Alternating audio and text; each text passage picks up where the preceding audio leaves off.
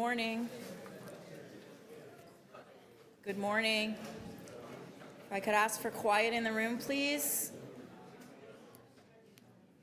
Good morning. We're about to start. Could I please have quiet in the room? Excuse me. We're starting the meeting. Could I please have quiet in the room? Thank you very much. Good morning and welcome to the Committee of Adjustment. Just to let you know that this meeting is being broadcast on YouTube, just so you know, in case later you want to go home and watch yourselves. This meeting of the Committee of Adjustment is called to order. The committee deals with applications for minor variances under Section 45 of the Planning Act and consent applications under Section 53 of the Planning Act. In order to ensure a fair and timely hearing, we will vet the agenda to determine which applications can be dealt with immediately and which applications require more in-depth review. I will call each item in the order listed on the agenda and ask if anyone other than the agent or the applicant is present in interest and wishes to address the committee. If there are people in interest, the matter will be held. We would ask people to get together outside of the hearing room and have a discussion, and then we will hear you after the uncontested items are considered.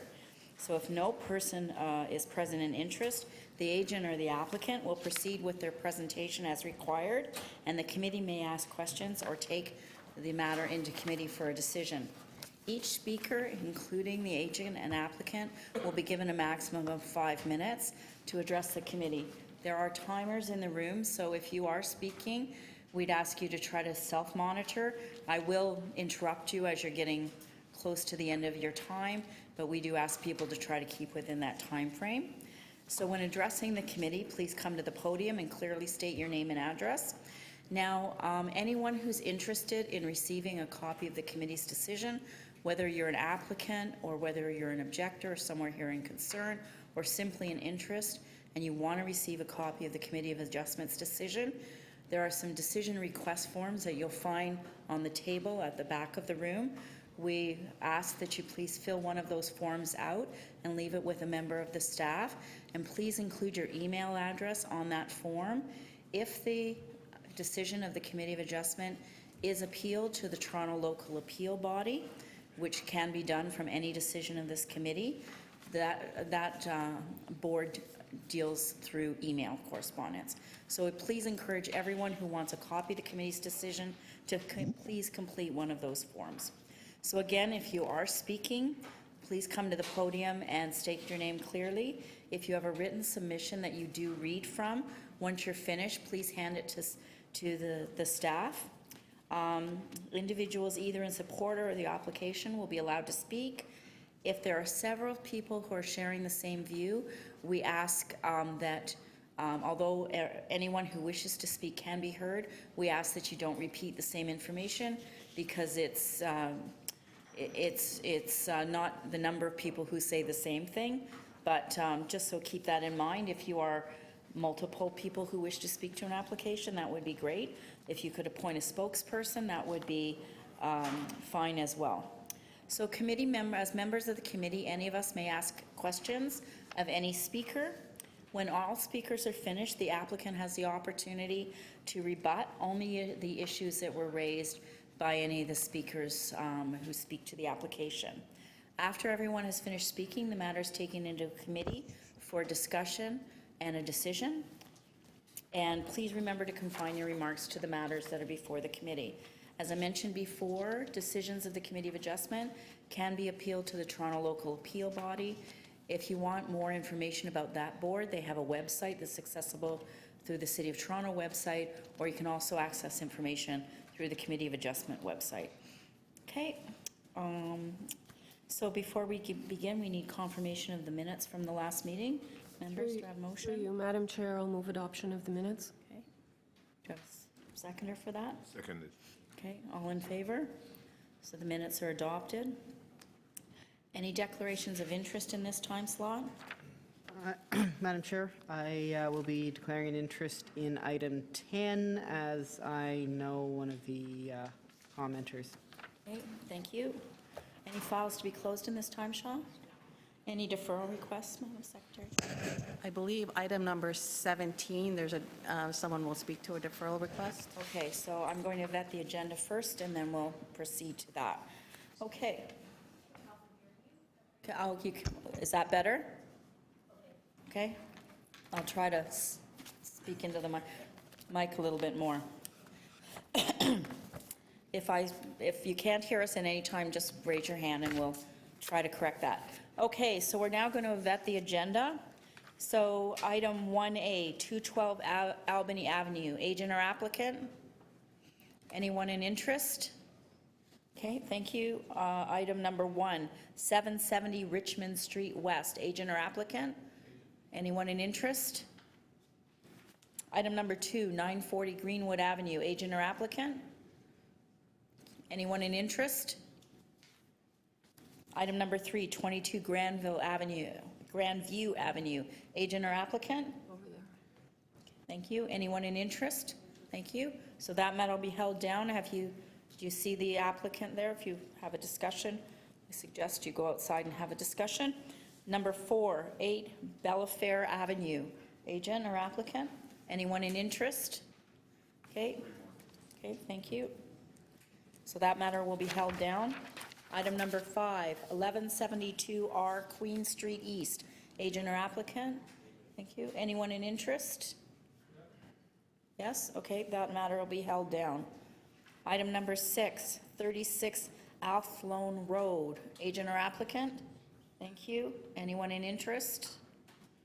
Okay. Item number 7, 96 Bleecker Street, agent or applicant? Sorry, I can't see for looking. 96 Bleecker? No one yet?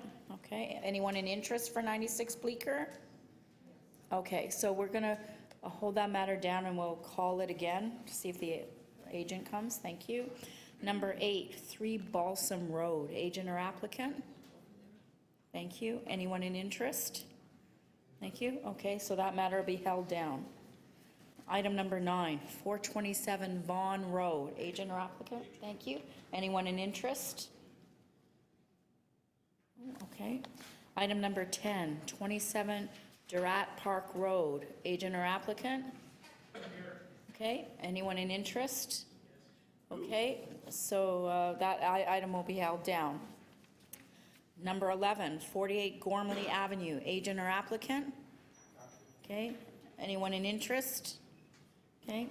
Number 12 and number 13, we'll call those together. 39 Niagara Street and 29 Bathurst Street, 576 to 580 Front Street West, 25 to 27 Bathurst Street. So agent or applicant, anyone in interest? Thank you. Number 14, 1023 Logan Avenue. Thank you, agent. Okay. Anyone in interest? Okay. Number 15, 668 Woodbine Avenue, agent, applicant. Anyone in interest? Okay, so there's someone in interest over here, so that matter will be held down. Number 16, 96 Markham Street, agent or applicant? Thank you. Anyone in interest? Okay. Number 17, 33 Austin Avenue, agent or applicant? Thank you. Anyone in interest? Okay, that item will be held down. Number 18, 945 Pape Avenue, agent or applicant? Thank you. Anyone in interest?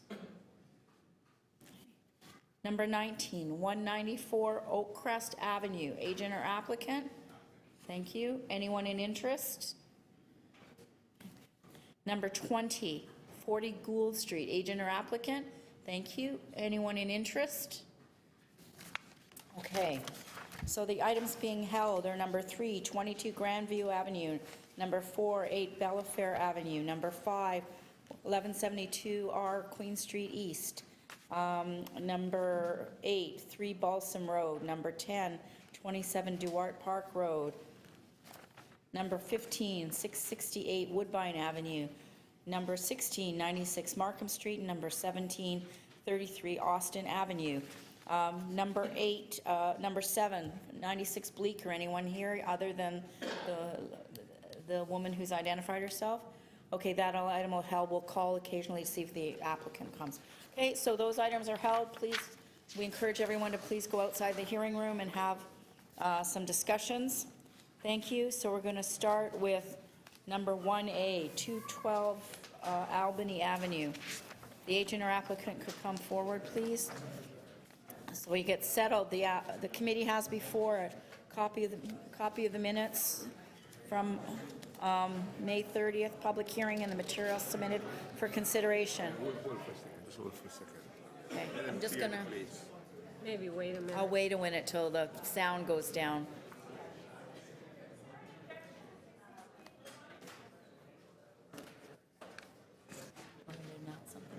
Okay, the number 17, they want to defer, there was opposition. Oh, I'm sorry.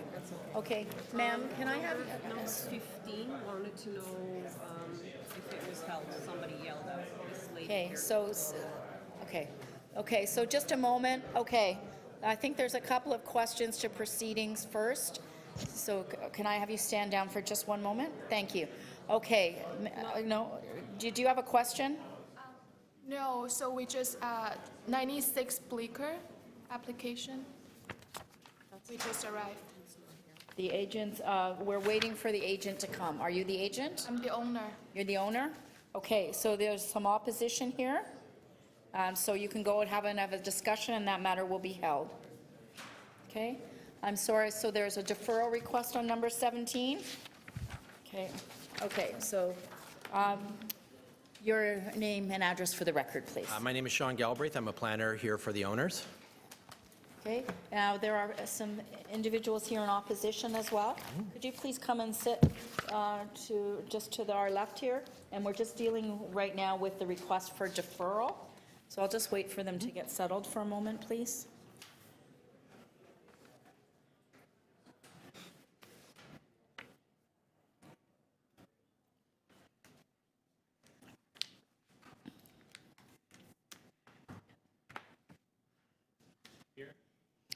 Just here, please. Thank you very much.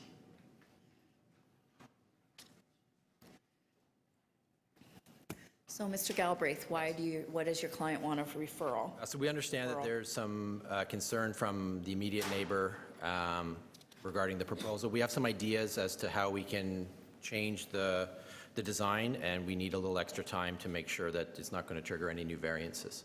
Okay. Have you had any discussions prior to this meeting with the neighbors? The owners have, Okay. yeah. We haven't discussed what changes we're contemplating. It's still a bit of a work in progress, but we're looking forward to doing so. Okay. You have your names and address, please?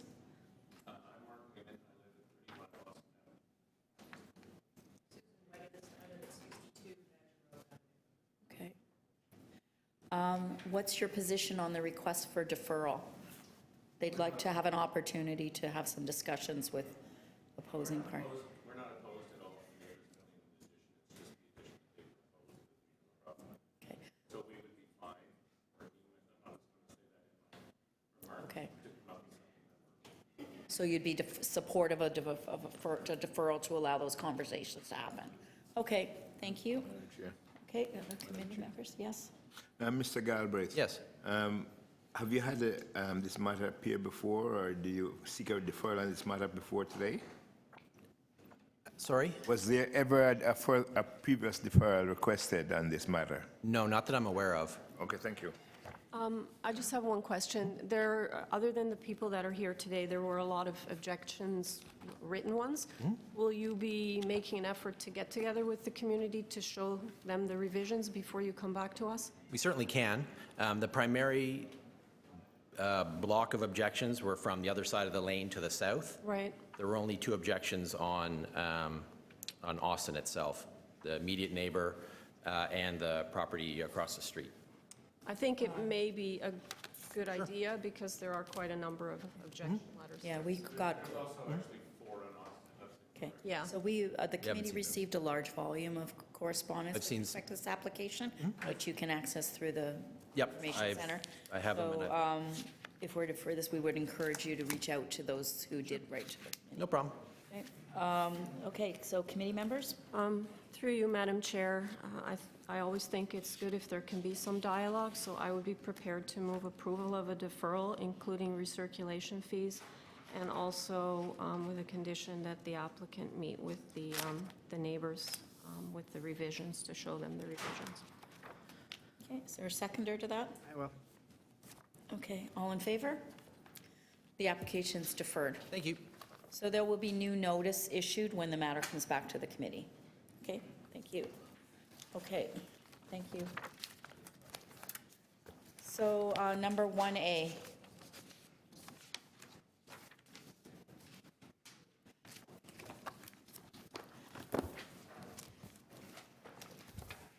Thank you for that little hiccup there. For your patience. So I'll just indicate what the committee has before it. Committee has before it copy of minutes from the May 30th public hearing and materials submitted for consideration. Copy of plan of survey, site plans, floor plans, and elevations. Could we have your name for the and address for the record, please? Yes, good morning. I'm Molly Merriman. I'm with DPA. Sorry? Molly Merriman. Okay, With DPAI Architecture, and I'm representing the owner. okay, thank you. Committee members, do you need a presentation or questions? No, Madam Chair, I understand that the notice was what was required there. And has the notice been done properly? Yes, yes. Okay. And that's my concern. Okay, so no questions, we're in committee. Madam- Discussion or motion, please? Madam Chair, I'd move for acceptance of the application in that it's indeed minor and the applicant had filed the notes in accordance to the bylaws. Okay, do I have a seconder? Okay, all in favor? The application's approved. Thank you. Okay, number 1, 770 Richmond Street West. Please come forward. Committee has before it copy of plan of survey, site plan, floor plans and elevations, a planning rationale from the architect, and letters of support from 6067 Richmond Street and a Mr. Jaswal. I don't have the address for Mr. Jaswal. Could we have your name and address for the record, please? Jeffrey Moot, Principal Moot Architect, 139 Carla Avenue, Thank you. agent on behalf of the owner. Thank you very much. Committee members, do you want a presentation, or would you like to proceed to questions? Okay, Questions? any questions then? Mr. Moot, with regards to your landscape, what's your plans in landscape? You're moving from 75% required to 15% landscape. The existing condition is 0. The existing conditions? Yes. The 75% is identified as the requirement, so that's triggered the minor variance required. So we will do our best. Outside of the concrete required for the walkout, we're proposing to add adjacent soft landscaping beside both of the retaining walls. The required setback on this, the building, so the building is 1.5 meters. Correct. And you're moving to 1.031 meters. Why is this? The intent there is to maintain the existing structure. There is a garage there now, and to maintain the existing condition. And we have attempted to offset the loss of potential soft landscaping in that area by removing the mudroom, which is attached to the existing home, so thereby enlarging the amount of landscaping in the backyard as an opportunity to offset the loss of potential soft landscaping in the alleyway side. Thank you, Madam Chair. Those are my questions. Any other questions? Thank you. We're in committee. Discussion or motion, please? Madam Chair, I would move approval of the application as I believe it's appropriate and the variances reflect for use of the existing structure. Do I have a seconder? Seconded. Okay, all in favor? Your application's approved. Thank you. Welcome. Item number 2, 940 Greenwood Avenue. Committee has before a copy of plan of survey, site plans, floor plans, and elevations, staff report from the Director of Community Planning, Toronto and East York District, and an arborist report. Could we please have your name and address for the record, please, sir? My name is Colin Lightbourne. I'm the agent for the owners of 940 Greenwood Avenue. Thank you very much, sir. Committee members, do you need a presentation, or would you like to proceed to questions? Questions? Okay, any questions then, committee members? Are you aware of the planning staff report? Yes, I am. I was in consultation with the planner, and we agreed to reduce the lot coverage and increase the rear yard soft landscape. I've been asked. So are you formally making the revision then here? Oh, yes. If you- They have could been you made, then- and I'm submitting the changes. Would you just Thank you. run through the actual notice and tell us which variances you are revising? Okay. Thanks. As noted in the staff report, variance 2, relating to rear yard soft landscaping, be increased from 39% to 45%. And the, Do you know the square meters for that? yes, 55.61 meters square. Thank you. And variance number 4, relating to the lot coverage, be reduced from 41% to 39%, and that will be 102.49 meters square. Thank you. So that's the only 2 changes to the notice. Thank you. You're comfortable with condition 1 relating to variance 6? Item 1. Yeah, in the staff report. Oh, yes, that is an existing condition, so Limiting the variance. yeah, that's correct. Usually, the front yard setback is taken to the main front wall. In this case, because they enclosed the front porch, the front yard setback now is taken from the front lot line to the front wall of the enclosed porch.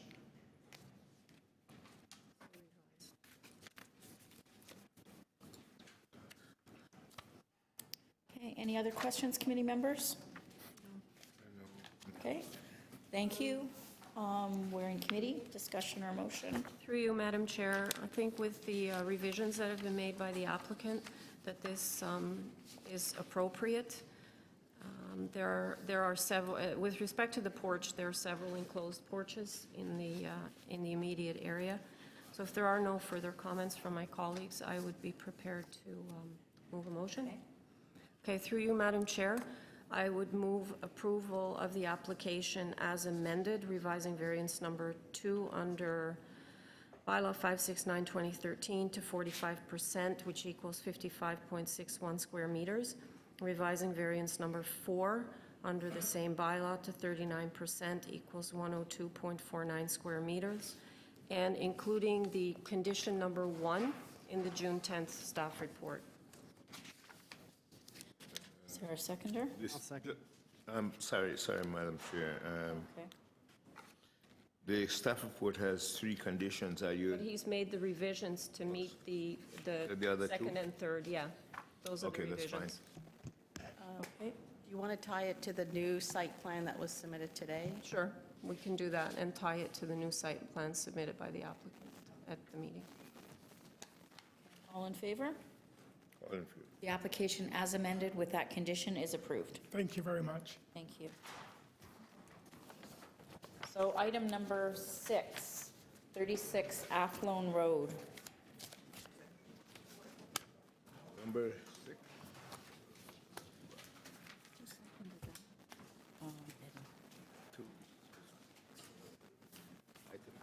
Okay, so the committee has before it a copy of plan of survey, site plan, floor plans and elevations, correspondence from the agent, staff report from the acting supervisor, tree protection plan review, urban forestry, and correspondence in opposition from the owners of 34 Athlone Road. Your name and address for the record, please, sir. Good afternoon, Jonathan Minskowski, a planner here representing the owners. A couple of things about the application that stick out. One would be the reduction in the soft landscaping. That reduction in the soft landscaping is basically caused by the existing curb cut that is of Athlone right now, that is located along that northern portion of the site. So presently, the existing situation.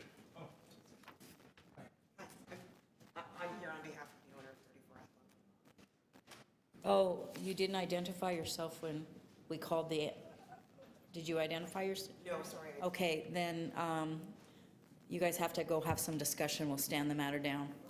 Okay? We are number 6. Okay, so that's stood down. Please go have some discussion. So we're now at number 9 then. Yeah. Okay, we're all on the same page. Okay. So item number 9, 427 Vaughan Road. Committee has before it copy plan of survey, site plans, and floor plans, 12 photographs of the subject property, covering letter from the solicitor for the applicant, covering letter, another letter from the solicitor, correspondence in support from 423 Vaughan Road. Sir, can we have your name and address for the record, please? Good morning, Madam Chair, members of the committee. My name is William Friedman. I'm legal counsel for the owner, Mr. and Mrs. Young. Okay. I have the director of the Toronto Institute of Contemporary Psychoanalysis, Dr. Stephanie Bott, here, should any questions be necessary directed towards the TICP. Okay. All right. Committee members, do you need a presentation or do you wish to proceed to questions?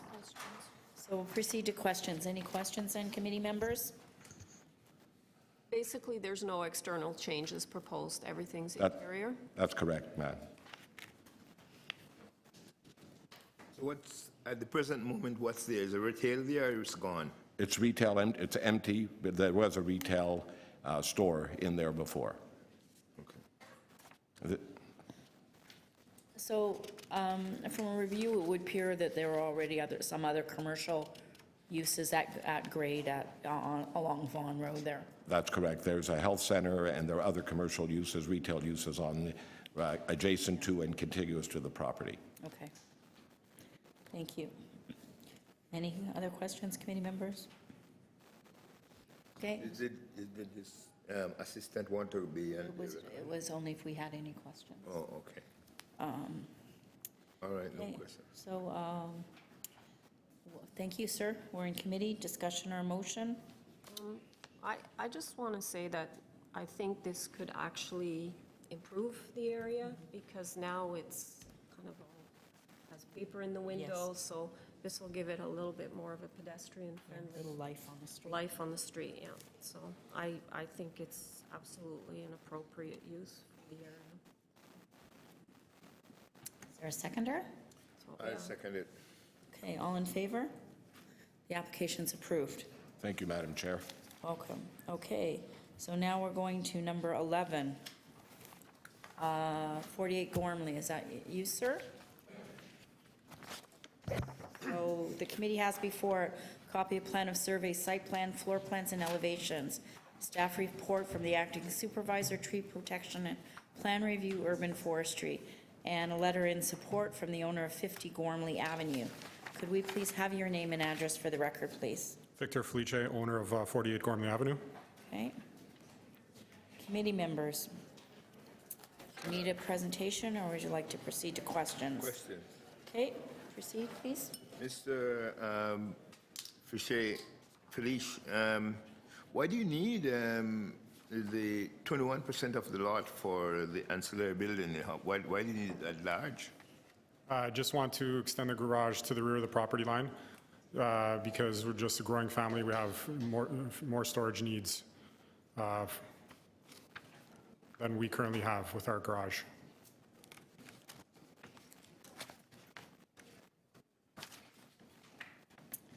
So there will be no space between that property and the other property then? Between the garage and the other property, will there be any space? Will there be any space once the addition is complete Yes.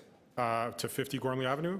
Yes. No, right now it would be on the property line, on their side property line.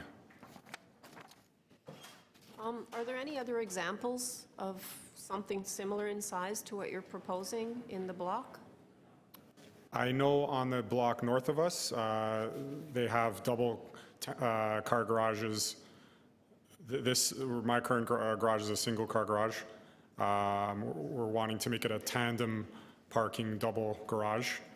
But on the one block north of us, Walmsley, I believe, there's many double garages. And actually, just adjacent to us, they have a triple garage. So there is precedence in the area.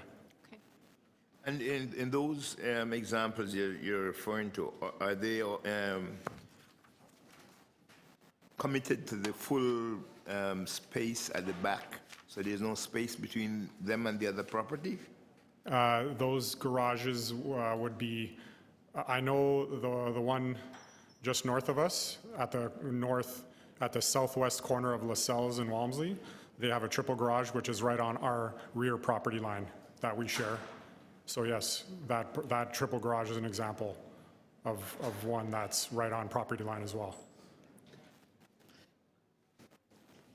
That's my question, madam.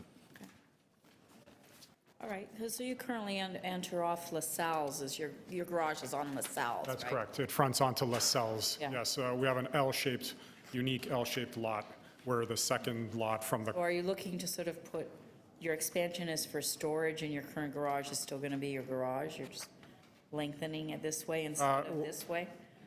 because You're it's an doing a L-shape. tandem instead of Yes, it's an L-shaped lot, so Yeah. our garage, the front elevation of the garage is right on two property lines of the Yes. L, and so it's going to the back to make a tandem and also additional storage space. Okay. You can't build it without the tandem, can you? I'm sorry? You can't build it without the tandem. You have to build it with in a matter of a tandem, setting up a tandem development. Yeah, we could not make it a double-car garage at the front. It's got to be one car after the other tandem parking because the property lines of the L-shape we're right on the property lines of the L-shape, so we can't make the garage wider at the front. Okay. Okay, any other questions, committee members? Okay, discussion or motion? Thank you. Discussion or motion, please? Noting the unique lot form and that there are no other variances, particularly with relation to soft landscaping, I believe this is an appropriate use of the site and would be prepared to move approval. Okay, with forestry condition? Yes. Okay, do I have a seconder? I second it. Okay, so you're all in favor? Your application's approved, subject to forestry condition number 2, okay, which they imposed on the site. I do know a person from forestry visited the site. I don't know what that condition is. I never received any correspondence. Okay, so it'll be in the decision that the committee issues. It'll note what it is. Okay. Okay? So that'll be sent to me, Yes, it will be sent to you within a few days. It'll go out a mail or email? by mail. Okay? Or you can check with forestry to find out what's going on. Yeah. Okay, okay. Thank you. Okay, so we're going to hear item 12 and 13 together. So it's for 39 Niagara Street. Items 12 is 39 Niagara Street and 29 Bathurst Street. And I just want to see if I have to read both of them. Hi there, everyone. My name is Hi. Mike Foderick. I'm a lawyer from McCarthy Tatro. Okay, so just give me a second. I just want to read what's before the committee to put it into the record, please. So copy plan of survey, site plan, floor plans, and elevations, covering letter from the solicitor, previous decisions of the Committee of Adjustment, a consent decision on 39 Niagara and 29 Bathurst Street, a consent decision on 576 to 580 Front Street West, 25 to 27 Bathurst Street, 33 to 49 Niagara Street, previous variance decision for 578 Front Street West, another variance decision for 578 to 580 Front Street West, 25 to 27 Bathurst, and 33 to 49 Niagara Street, a copy of the site-specific bylaw, 1048-2012, a transportation study prepared by BA Consulting Group, in email correspondence from Traffic Planning, Technologist, Right-of-Way Management, Transportation Services, Toronto and East York District. Okay, please proceed. Thank you. Mike Foderick, so I'm a lawyer for Minto Communities, and that's the owner of the subsidiary corporation you see as the applicant. Okay. There, Committee members, do we need a presentation, or do you want to go to questions? I don't need a presentation. Okay. Question. Questions, and any questions, committee members? I had one Okay. tweak we were going to suggest to the wording of the variances, if I may. Sorry, A tweak to the language of the variances. It was Okay. something that I had shared with Peter Rains from the city, and his words were, your suggestion is less ambiguous, and although he doesn't think it's a problem, he prefers my wording. It's simply to add the word minimum. So in front of each of the variances where we say, we'll have a width of 2.6 meters, say we'll have a minimum width, just so it doesn't mean I have to have 2.6 meters. I could bring it closer to the bylaw compliance if we wanted to. Again, I'm gilding the lily a bit, but if we could have that change, we'd be grateful. Can you provide? And I will put, this is a letter, and it was already copied to Sylvia Malasti, but So I'll. it's rather than having to be exactly 2.7, has to be at least 2.7, Correct. So we yeah. could allow you to come closer to bylaw Okay. compliance if you so desired. Okay, So to insert the word minimum before the three. Yep. Yeah. thank you. Okay, committee members, any questions? I was just wondering why Mr. Foderick is decreasing parking spaces all over town. So we have 613 parking spaces. We're not decreasing the number of spaces. So this application concerns 25 spaces out of 613, and we're not looking to reduce the number. We're looking to secure permission for them to be deficient in size. Bylaw 43886 says the minimum width of a parking space must be 2.6 meters, the minimum height must be 2.0, and the minimum length must be 5.6. Which most of these comply with. However, if you are, quote, obstructed on one side, you have to add 0.3 meters. So what's the obstruction? That could be anything from a brick wall, which is, I would say, a legitimate obstruction, would impede you from opening your door. It could be something as simple as a tiny little pipe. And in almost all cases, if you've read the VA report, you'll see what I'm about to show you. I put this up on the screen. This is in the VA report. Here's a picture of the building under construction right now, and it's upside down. So that it kind of gives you an indication of what we're talking about. You see that pipe right there? Still upside down. Pardon me.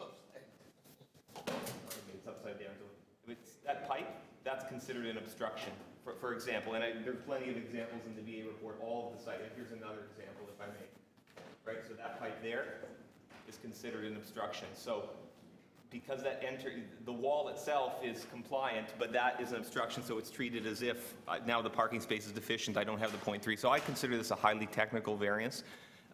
This is a very common condition in parking garages when we're rerouting pipes and things. And so it's something that, it's an as-built condition, and I would say it's very normal. In fact, it's a bit surprising to me, to be honest with you, with 613 spaces, that there's only 25 that have a little pipe of some kind. So, I mean, if the bylaw doesn't make this distinction, but I would consider this a very minor type of obstructions, and I mean, these otherwise comply with the minimum size. So, but again, to be clear, no reduction in actual parking spaces is proposed here. Thank you. Any other questions? Thank you. Madam, oh, yeah. So we're in committee, thank you. Discussion or motion? Madam Chair, I move for approval of variance number, application number 12 and application number 13, with the wording that says no, what's that wording? The word minimum.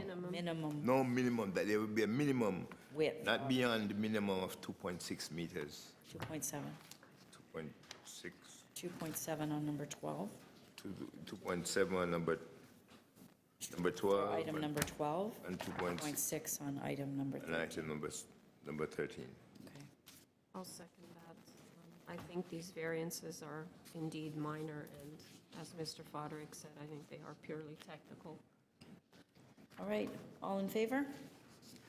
Thank you very much. The application's approved. Thank you. Number 14, 1023 Logan Avenue.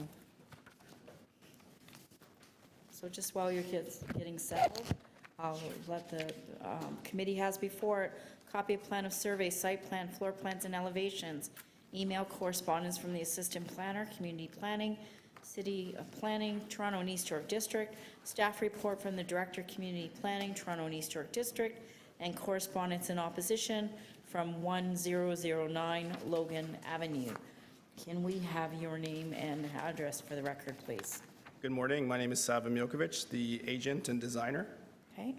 Committee members, do we need a presentation, or would you like to go to questions? So questions, okay, any questions then, please? Yes, I have a quick comment. First of all, I do have letters of support to submit to the committee. okay, thank you. One is from our immediate neighbor at 10021 Logan Avenue, Okay, and the other is across the street at 1022 Logan Avenue. okay, Should I s- yes, please. The other thing I want to bring to your attention is the clients would like to add a window well to the front basement window, which you see on the site plan behind you. So it's a very minor, minor window well, just to let some more light into the basement. And that would trigger a front yard landscaping variance of An 60, additional variance? right, of just 66%. I have the bylaw here in writing. Yeah. And a signed waiver as well. But you're asking for an additional variance beyond what notice was given on. Okay, That's the challenge. right. So Is it underground? I mean, it's not, if it's underground. it's still a variance, though. It's a window well, so they, It's literally a window well that's 2 feet from the wall, just the width of that little bay, Underground. below grade, yeah. And I have the bylaw here, just hoping we could sneak it in to avoid having to come back for such a minor and silly little variance. Yeah, you have to come back.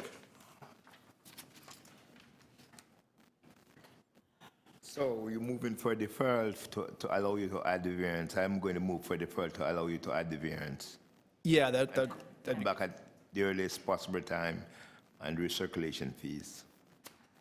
if you want to, 200. No, we couldn't, I wouldn't be able to defer today's application for the rest of the variances. okay, so if you want to proceed today, Right. we can only proceed with the variances that are before us for which public notice was given. Understood. Okay, so let's just present with what's Okay? presented. Sure. All right? Although you may feel it's, you know, not a huge issue, there's been no public notice given. Right, there's a process in place, I So understand. that, your option is to proceed with what you have today, or ask us for a deferral. Yeah, let's proceed with what I have presented today. You won't be able to put in a window well illegally. Understood. Are you aware of the planning report? Yeah, I am. I don't have any objections. The one thing I just want to note there is that the main intent there is to control the overall massing of the dormer addition, but I just wanted to make sure that the condition specifically states that, because a revision's been made to the window and door location on that facade. So I don't want the condition to be misinterpreted as any sort of tied to windows and doors. It's tied to the massing of the dormer addition.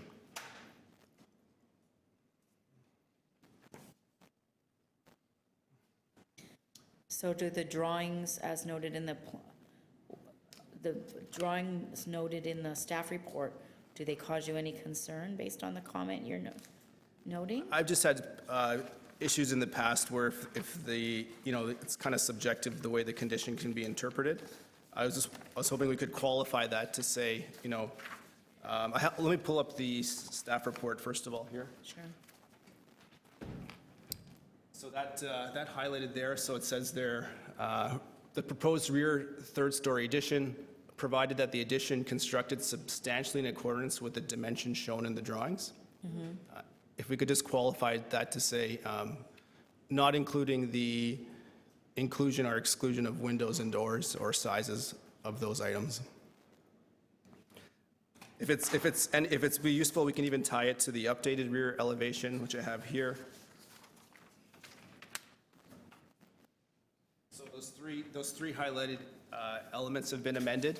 Just the two windows and the required egress door as well for OBC compliance.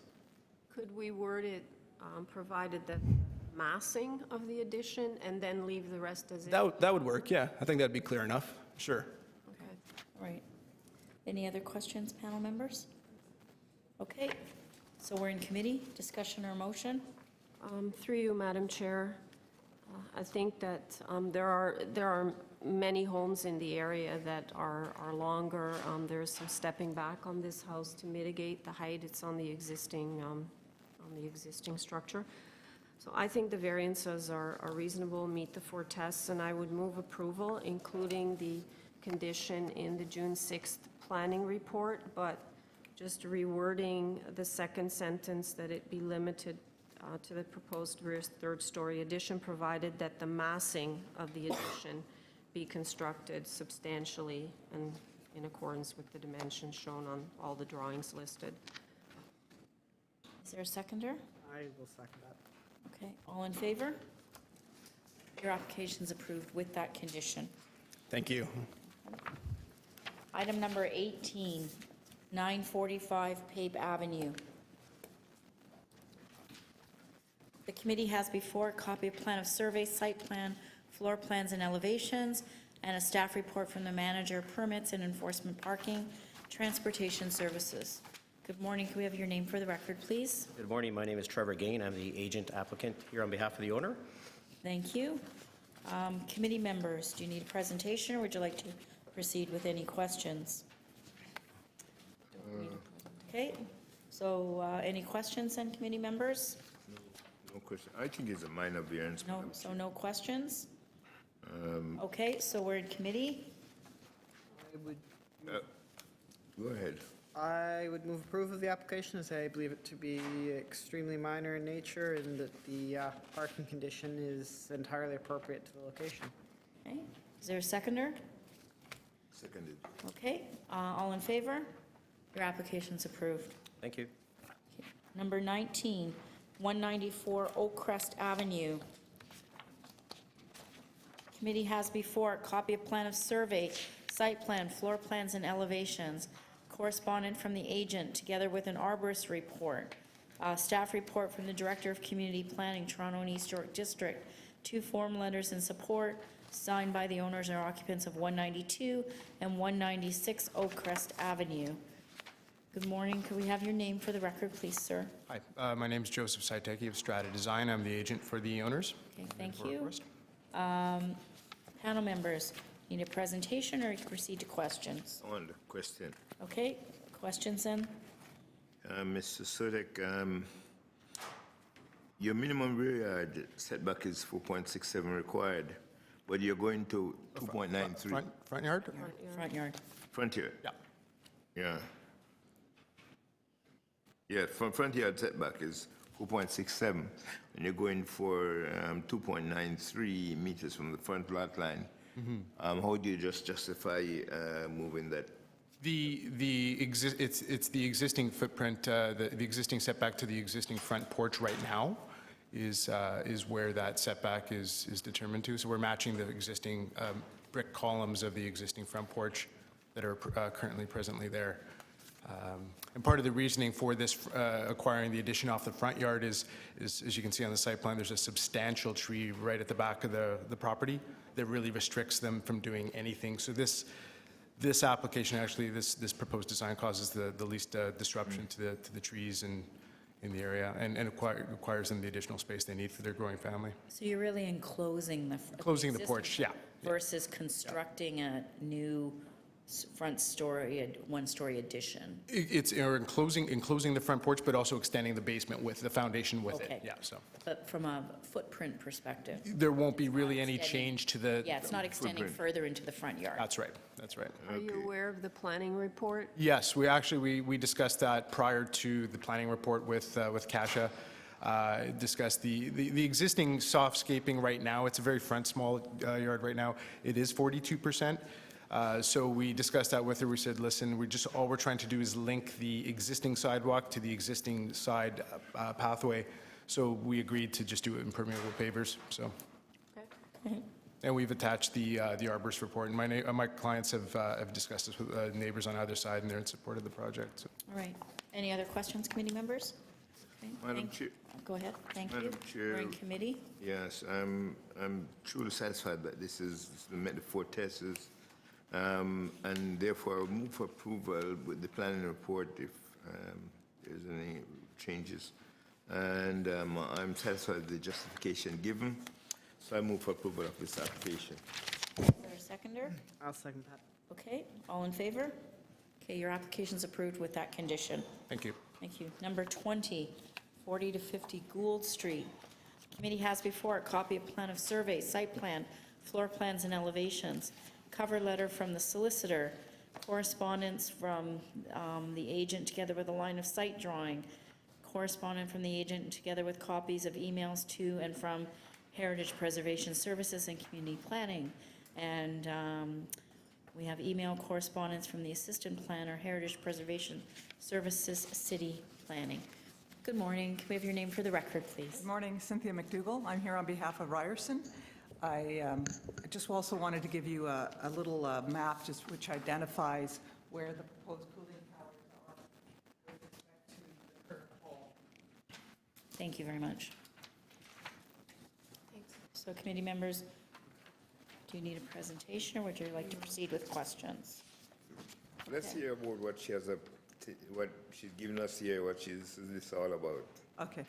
The reason I provided this graphic is just to let you know where it was in terms of the context of the Ryerson family of buildings. So you can see the star where the location, there's quite a number of Ryerson buildings. So Ryerson's quite an urban campus. And I just thought it was a great graphic to show where it was. We've already filed the perspective, which indicates the location of the cooling towers will be set back from the street, so it won't have an impact. Heritage staff have signed off on it.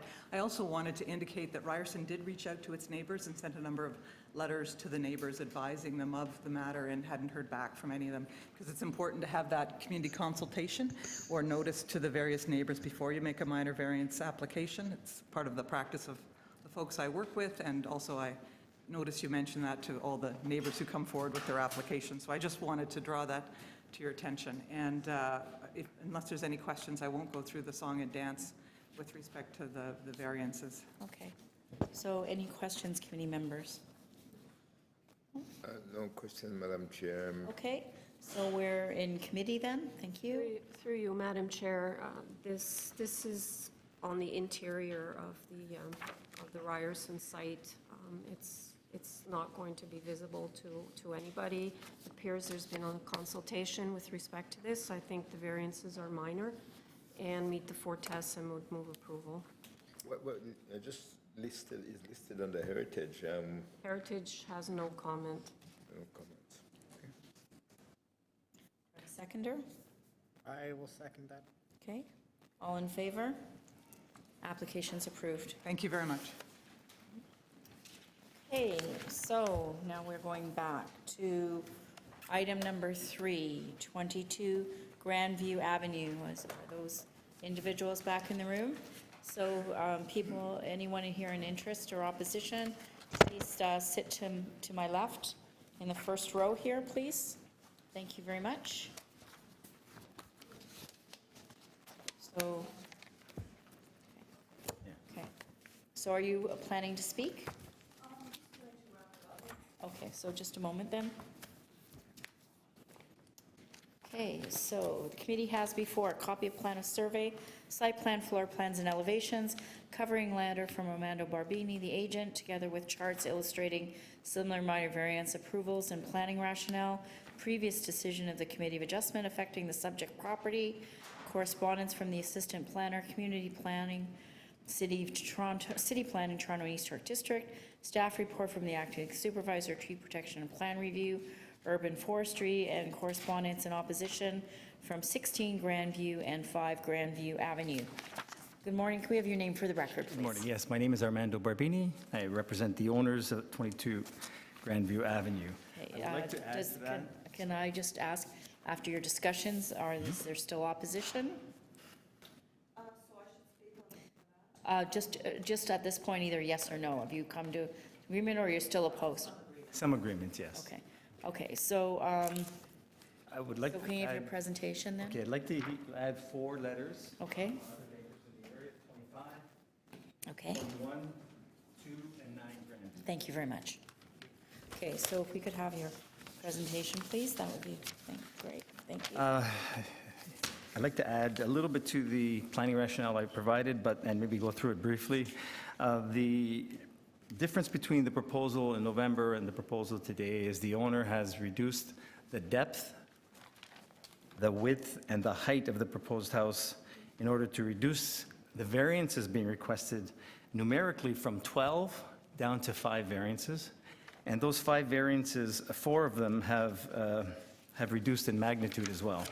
So the variances that I'd like to focus on, I think, are with respect to FSI and main wall height. As you saw through the chart I provided, there are a number of approvals in the area. In addition, I went around the neighborhood and taken photographs of those very homes. And in that, it's a little easier than... Yeah, okay. It's a little easier than putting it up. But basically, it lists all of the properties in the area to give the committee a feel for what the homes look like after they're built. You'll see some of them are just additions to the rear. Some of them are brand-new builds, three-story houses with a recessed second floor. But all of them are approvals for overall height or main wall heights that are either greater than or similar to what's being proposed.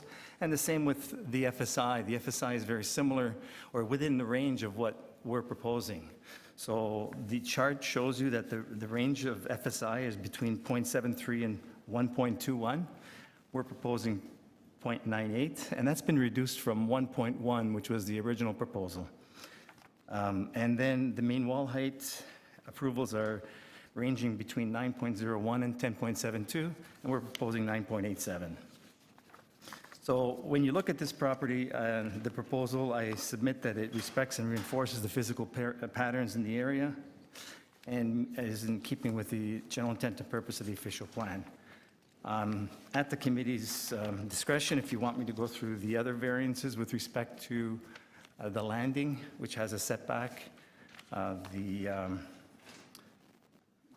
rear yard landscaping, and the last variance is with respect to the front yard setback. It only occurs on the second floor. Okay. So if you have any questions. Any questions at this time? Okay, so may we hear from you, please, ma'am? Thank you.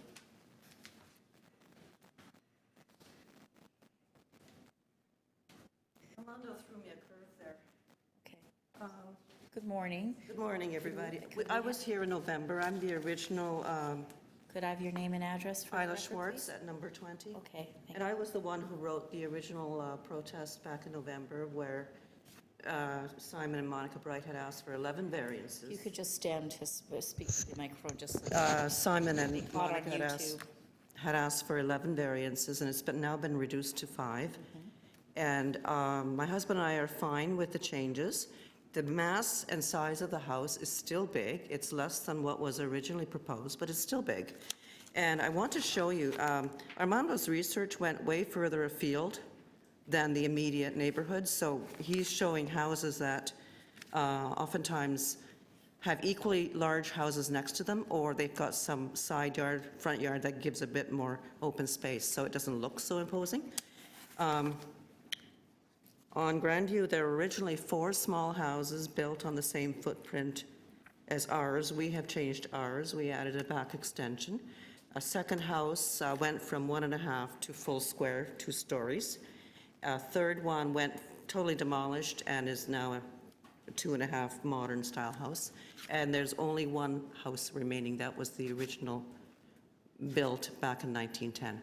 So I just want to flip these on the wonderful machine that you have. Just over here.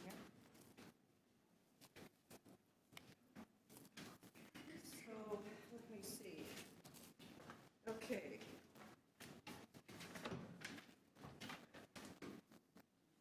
Oh, yeah. Right. This is beautiful. This is our little perfect house. And behind this cedar tree is the one that's going to be demolished. And coming along, this is another view.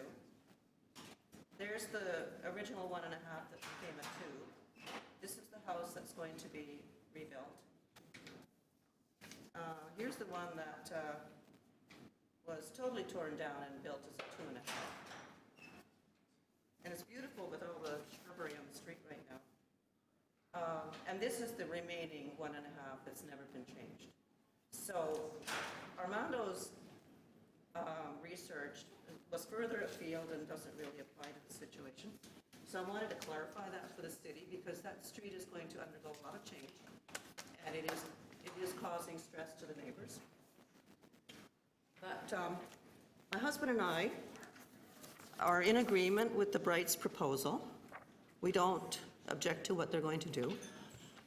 We are losing some sunlight into our house, but we may come up with a solution for that later, after their building is finished. So I don't know who else is commenting, but So you are...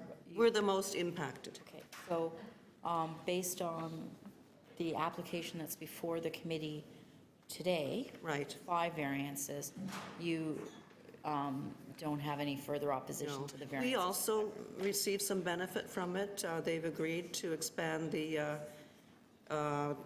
width of where the property line on the east side is, so both basements will be dry in the future, which is a good thing.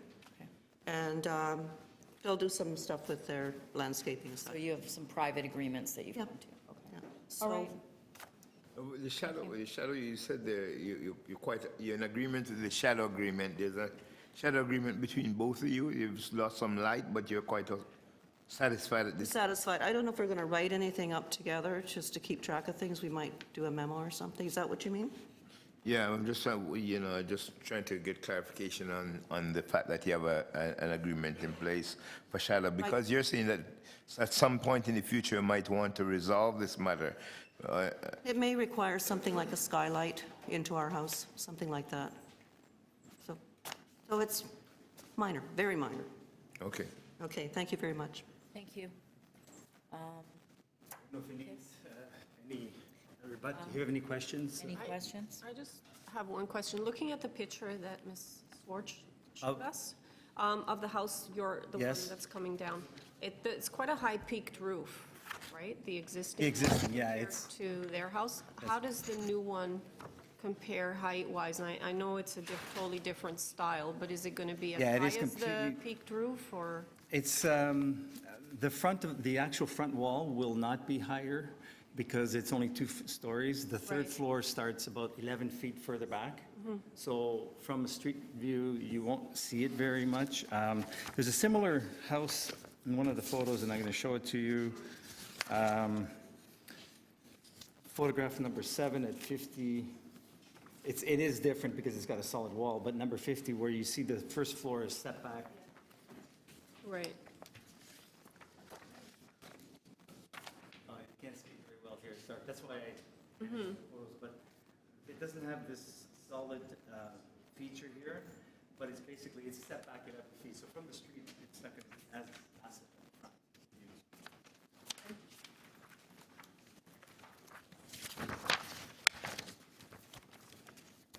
And we did work with planning on this specifically with respect to that step back, and they decided at the last minute not to write. They were going to write to ask for that step back, but it's incorporated in the plan, so I guess they felt they didn't want to write.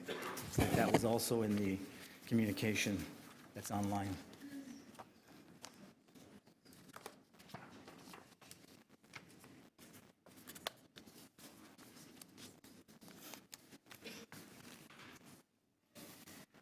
Okay, any other questions? Okay. No other question. Okay, thank you. Thank you. We're in committee, discussion or motion? Through you, Madam Chair, I think there were a lot of changes have been made to this application from what was presented before. So it's quite an improvement. I also am encouraged by the dialogue that's taken place with the neighbor. And looking at some of the evidence presented as well as my research, I think that this proposal is reasonable and it does fit in the context of the neighborhood, which is changing. So I would be prepared to move approval, including forestry conditions 2 and 3. Seconder? All in favor? Application's approved with those conditions. Thank you very much. Item number 4, 8 Bellefair Avenue. I've got here. 8 Bellefair Avenue. They're still outside. Number 5, 1172 R Queen Street East. Are you back in the room? Yes? Okay, is the opposition still here? Okay. Okay, Do our proposal with them. okay. And they've decided that they have no further objections. Okay, so before we get started, just put into the record, the committee has before a copy of plan of survey, site plan, floor plans, and elevations, covering letter from the agent, email correspondence from the assistant planner, community planning, city planning, Toronto and East York District, and the acting coordinator, right-of-way management, transportation services, Toronto and East York District, and a staff report from the manager, development engineering, engineering and construction services, Toronto and East York District. And can we have your name and address for the record, please? Yes, my name is Louis Tinker. I'm a planner at Bathurst, and I have a speaker's form here. Okay, thank you. Committee members, do you need a presentation, or you want to proceed with questions? Questions, I guess. I want to find out about what the agreements are with So, regards to, some form, So you want questions? want some kind of agreement, some kind of a presentation. You want a presentation? Short presentation. Okay, so could you do a short presentation, please? Presentation, Can I approach? I have some additional materials. certainly. Thank you.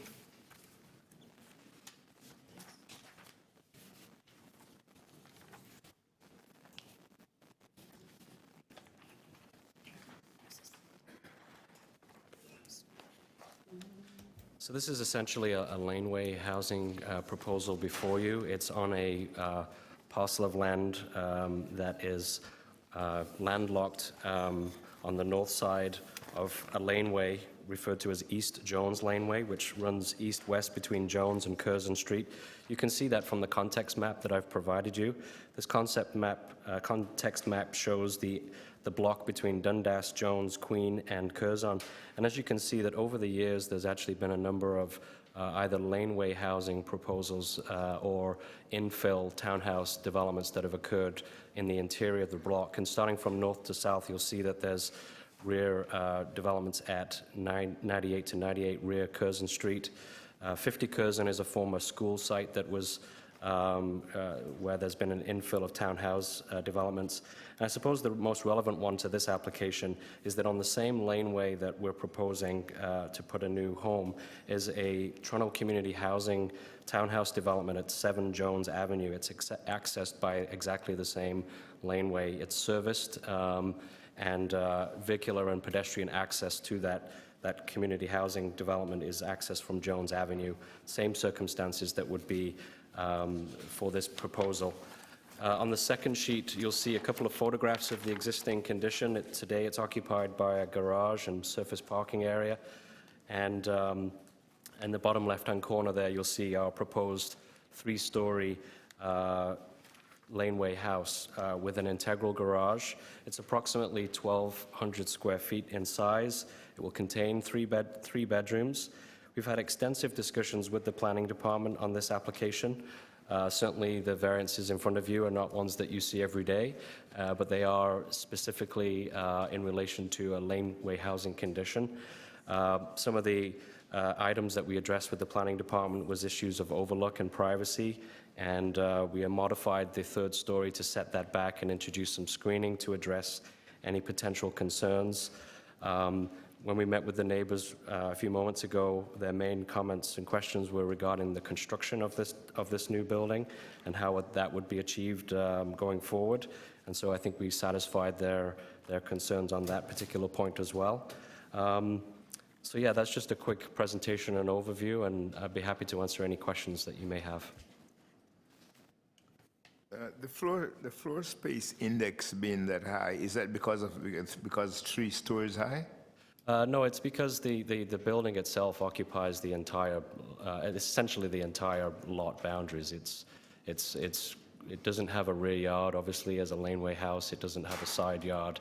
It occupies in the way that all laneway houses do the majority of their lot, which is, as I say, it's only a 1,200 square foot home. but the density is high because of the occupation of the size of the lot. The lot area required for there is 180 meters, but you're only going 58 meters square. That's correct, yes. Why is that you can't? That is the size of the lot. That's the existing lot size today. 58 meters? Yes, it is, yeah. I noticed in the note from Bousfields that you expected planning to put a condition that we approve it subject to it being constructed substantially in accordance with plans submitted. Yes. We don't have a report as such, but would you be okay with that condition being put in? That's acceptable, yes, yeah. Have you met all the engineering requirements? That's correct, yes. You have met them? Yes, we have. So there was some correspondence in the information before us for review that there was no existing water and sewer at the lot line, but then there in your letter or letter from the applicant, it says that there is those services and they are operational, which is correct. There are services available to us along the laneway. That's how the Toronto Community Housing Building is serviced. Are they through to that the laneway. lot line? They're not to the lot line. We need to make that connection to the existing services that run down the lane.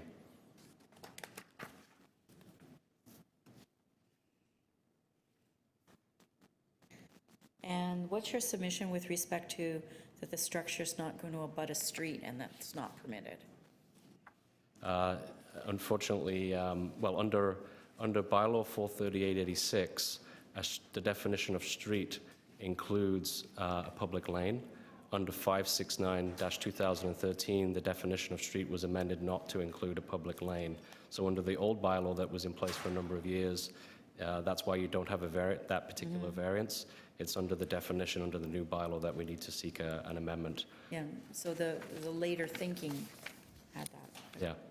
Well, and that's why, you know, in some ways that's a screening process for the planning department to be able to not allow laneway housing or support laneway housing on a blanket basis, but to review each one independently and ensure that that from a planning perspective that the laneway house itself isn't going to create any impacts on neighboring properties.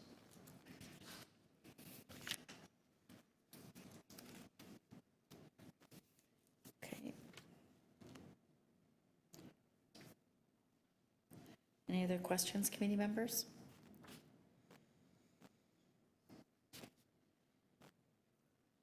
No further questions? Okay, so we're in committee. Discussion or a motion? Go ahead. Numerically, these are challenging, but this does seem to fit within the intent of allowing laneway housing. I would agree. And in looking at some of the background information we have, there has been extensive dialogue with planning in terms of mitigating oversights and different aspects. So I would be comfortable with this, but I would like to include the condition substantially in accordance with plans.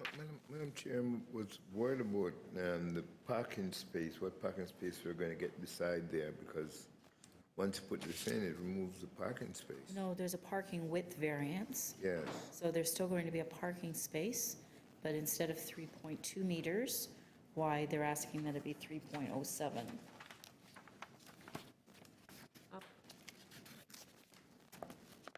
From my understanding of reading the material. I would note as well, there's no variance for parking Yeah, space. but there's a space there. Okay, and that's under the old bylaw. It's 0.13 of a meter Yeah, in terms of the width, which is. yeah. So the there is still a parking space. Madam Chair, can I go to committee just that? Sure. We're out of committee to allow for another question. Where is the parking space going to be? Parking spaces at grade. There's an integral garage. If you look at the rendering on the second page of that package that I provided you, you can see the rendering in the bottom left-hand corner, and the parking garage is right there on the left-hand side of the building. Thank you. Okay. back in committee. Okay, so any further discussion or a motion? Madam Chair, I would move approval of the application, subject to the condition that it be built substantially in accordance with plans. Development engineering. Development engineering condition. Forestry? I don't believe there was. No forestry. I thought there was forestry. No forestry. No. Okay, sorry. I'll second that. Okay. Okay, all in favor? The application's approved with those conditions. Okay, thank you very much. You're welcome. Okay, is 8 Bellefair back in the room yet? 8, forward. Is the opposition still here for 8 Bellefair? If you could please sit to the left here, that would be great. Pardon? Okay, are any of you going to speak? Not at all? Okay, all right. Okay, so just a moment, let me just read what the committee has before it.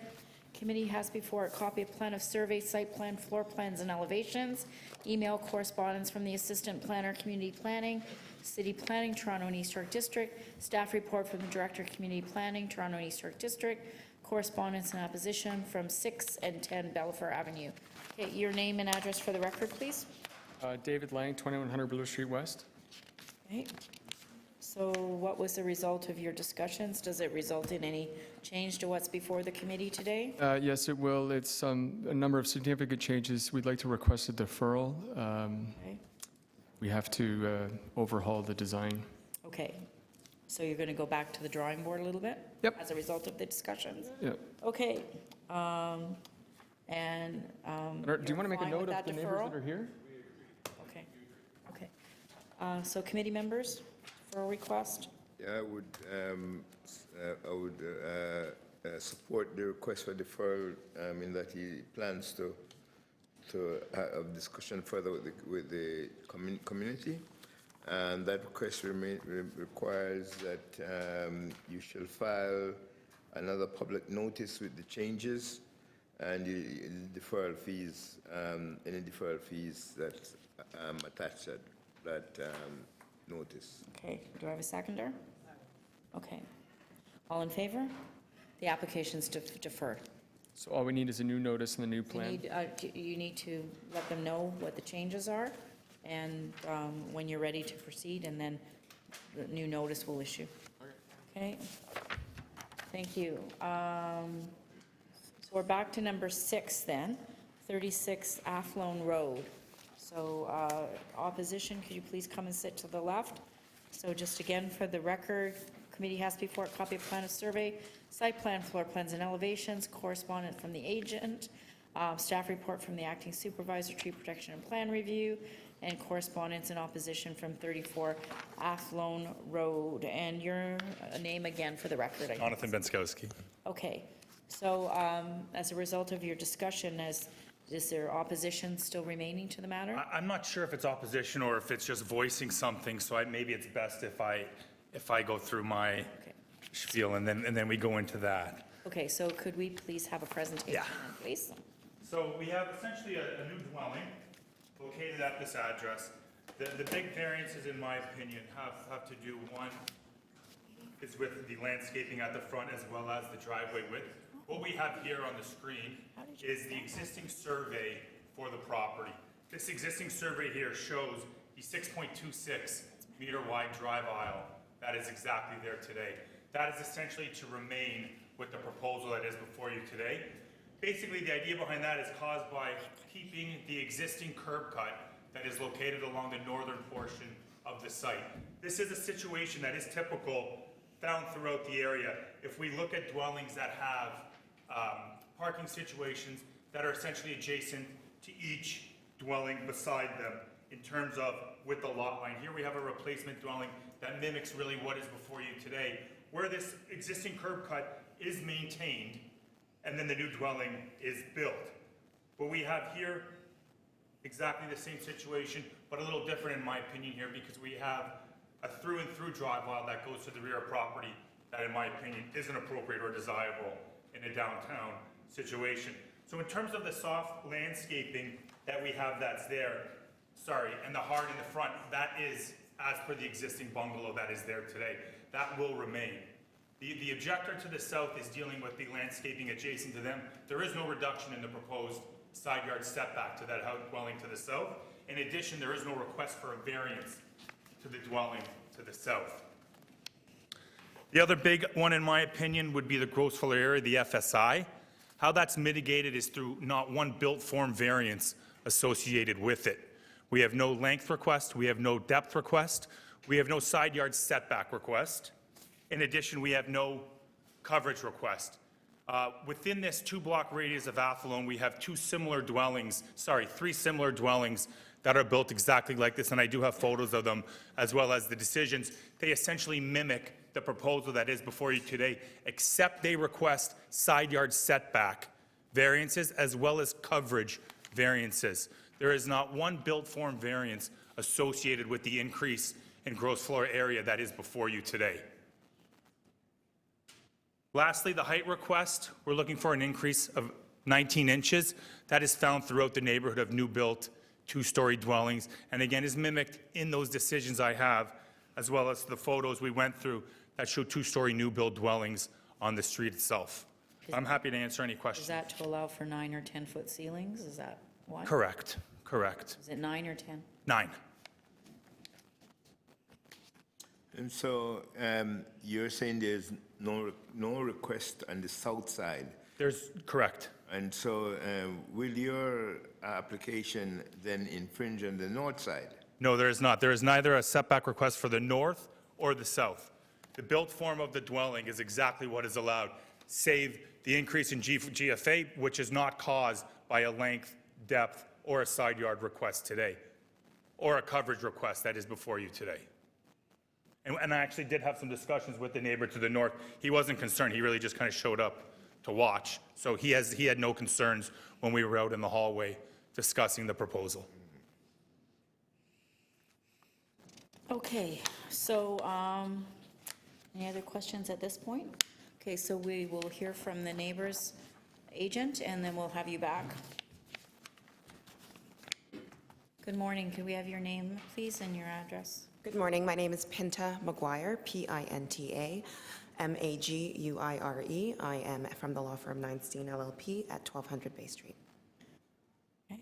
And you are representing John and Jane Doe at 34 Athlone. Okay.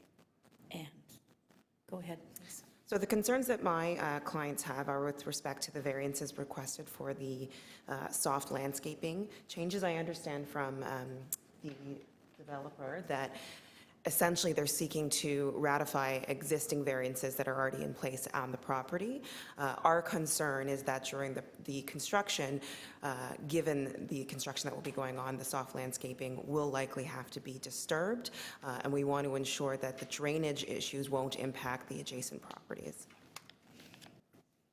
In addition, the extension of the deck, while we appreciate that the height of the deck is within the bylaw regulations, the extension of the deck will impact my client's privacy with respect to her backyard.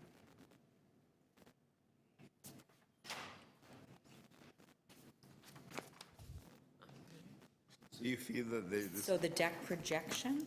The extension of the deck, not the height, but the extension. How is that going to impact them? Well, given how large it's going to be, the space that it will occupy will allow the owners of the property adjacent to my client's ability to view into her backyard.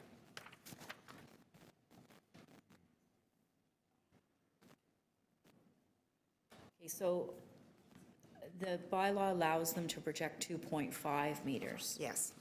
So they're asking for 3.05. Yes. So your client feels that 0.55 meters above what the bylaw permits is what would Will impact her be privacy. the concern? Yes, will impact her privacy. Okay. So any other issues? So the front landscaping is with respect to what might happen during construction versus what the, I just want to clarify. What might happen during construction, but also the issue is they were seeking essentially to ratify a variance that's already in place in the property. And with the increased precipitation and climate change issues, my client is concerned that we already have a situation where the soft landscaping is below what is required by the city, and we should use this opportunity to really enforce the soft landscaping requirements to ensure that drainage remains appropriate for that property and the adjacent properties. Okay. Thank you. Thank you. Any questions, panel members? Thank you very much. Thank you. Okay, I'll have you back to speak to those matters, please. Yeah. In terms of the soft landscaping, again, to the south, it's staying exactly to the same. The actual soft landscaping to the property to the north will be improved.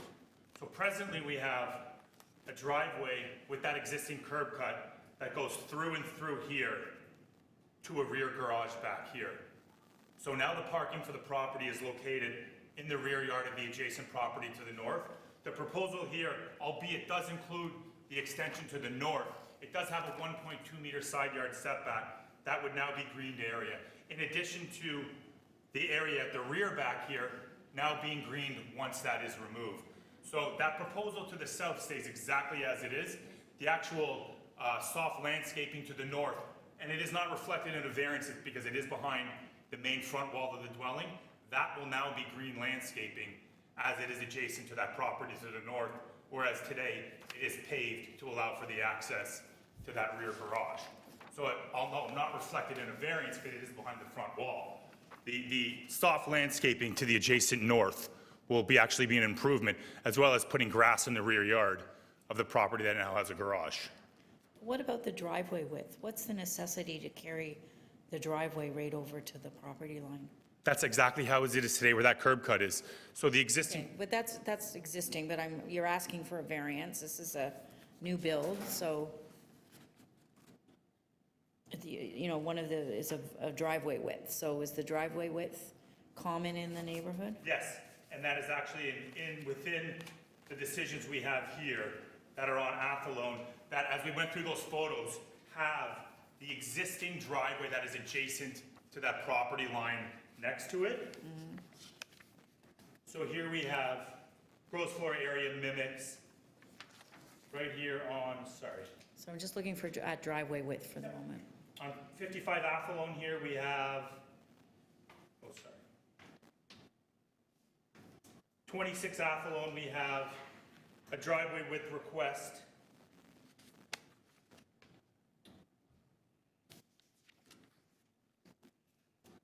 Of 4.85. That's largely a product of this being a little bit of a narrower lot, but it's the maintaining of that existing curb cut that is located at the property line. The driveway width itself doesn't extend past the driveway door itself.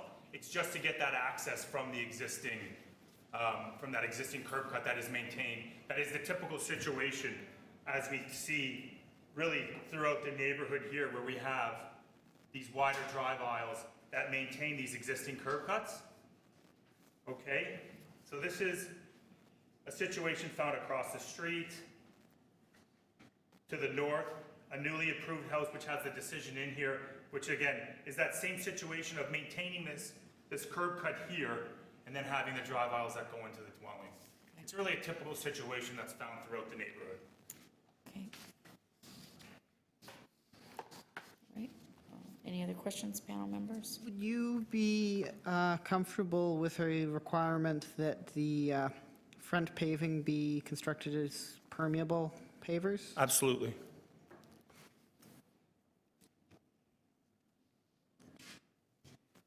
Any other questions, panel members? Okay, thank you. We're in committee, discussion or motion.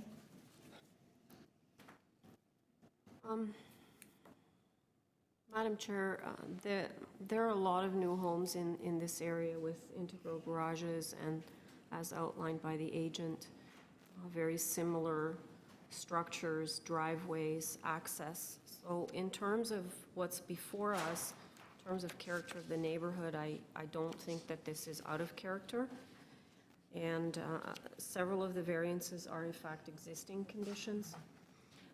So I would be comfortable moving approval of the application, including forestry condition number 3, with the condition that permeable pavers be used in the front yard. For the, yeah, actually for the entire driveway, for any of the paved sections in the front, actually, and rear, if there are any. So that permeable pavers be used for any pathways and the driveway in the front and the back, I think. Any hardscaping? Yeah, any hardscaping, whatever the best wording is, but that it covers any kind of walkway or driveway. Is there a seconder to that? I'll second that. Okay. All in favor? The application's approved with those conditions. Thank you. Thank you. Okay. So we're just going to take a 5-minute break, and we'll be back. Thank you.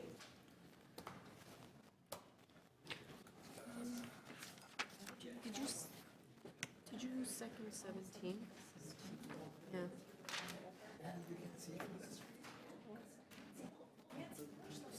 I think, did Edmund second 17?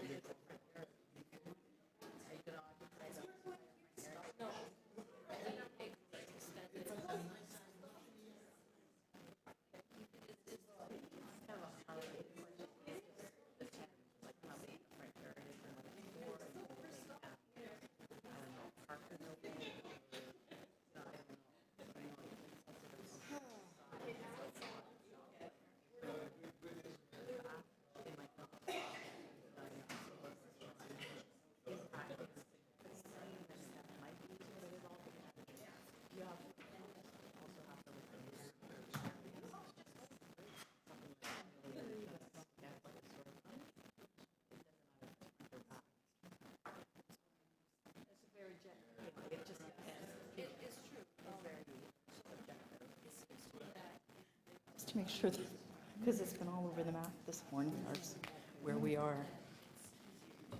Okay, number 7, 96 Bleecker Street.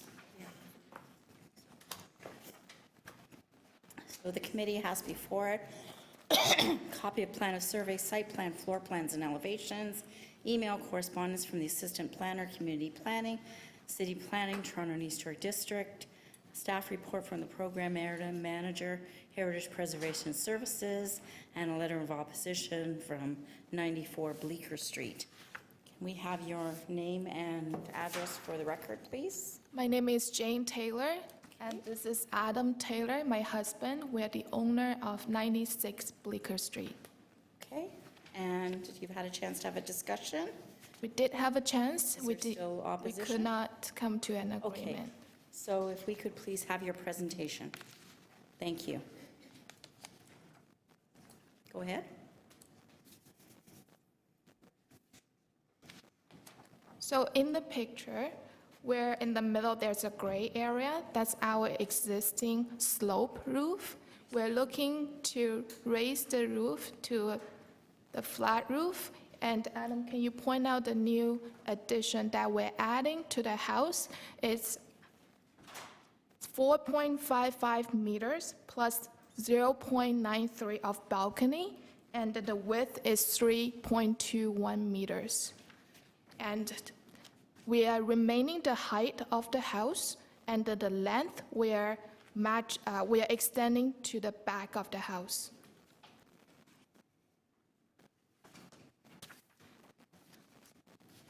Okay. We have the support from 3 neighbors. I'm going to add that to the file. Adam, could you point out 94 Bleecker Street where Jen's property is? So her property extends further beyond our property. Okay.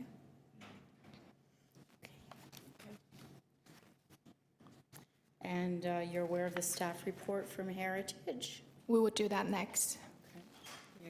Okay, anything else you want to add at this time? Not at this moment. Okay, so we're going to hear from your neighbor, and then we'll have you back to respond to the issues that she raised. Okay? Thank you. Thank you.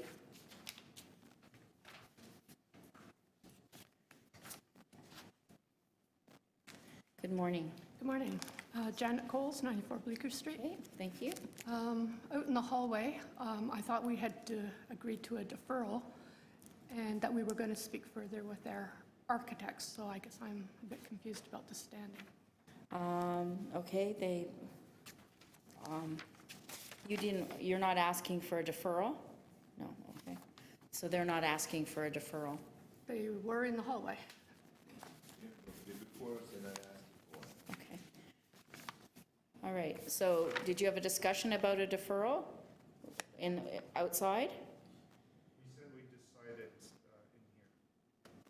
in here. Okay, so that you hadn't made your final determination. Okay, all right. So can you proceed with your submissions to the committee then, Ms. Coles? Okay. We have this information that you provided us with. So, Sorry. Ms. Cole is allowed to make a motion and first see what the motion is for the deferral, and then we decide to proceed. Is there a reason why you'd like a deferral, Ms. Coles? we talked about a compromise out in the hallway, and it would require talking to their architect further.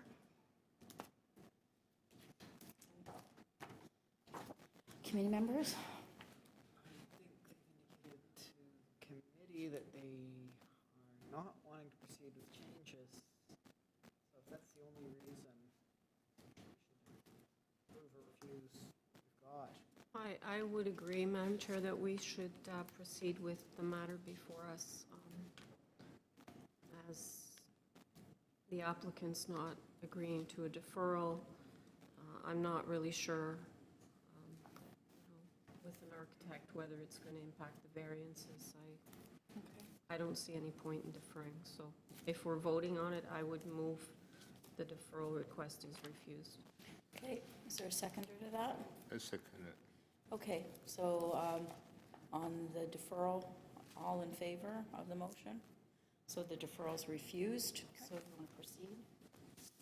96 Bleecker, the property requesting a variance is a semi-detached house. I reside at 94 in the attached portion to the south. And the proposed extension to my neighbor's third floor blocks approximately 14.5 feet of my open deck to the north, which will significantly impact on the enjoyment of my outdoor space.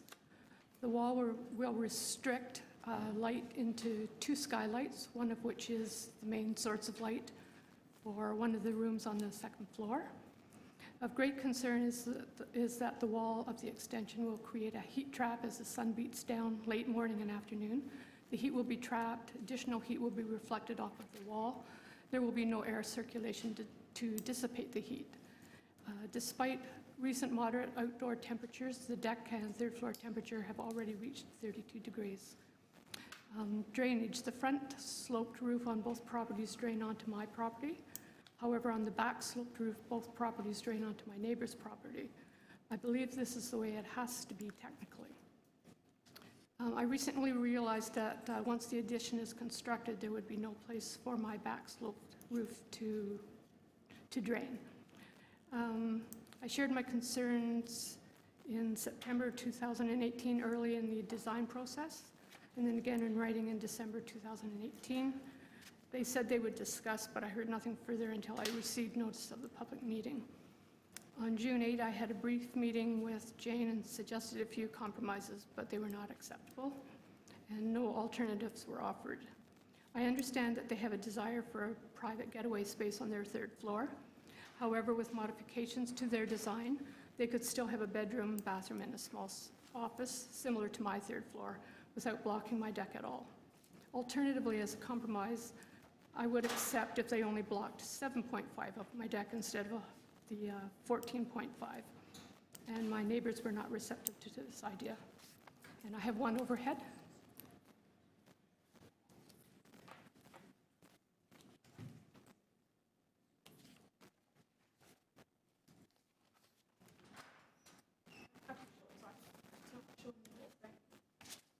So this green bit is the space of the addition and what it blocks. This is my deck, open concept. And I was suggesting that we only block this amount, which is about 7.5.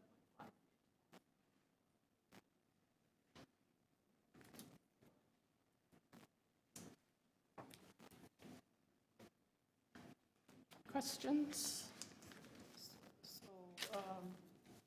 So I'm clear, so on the submission that you provided to us, so your deck on, this one, so we've got the page on drainage, then we've got the heat trap page, and then there's this page. This one? You just showed us, this one? Yeah.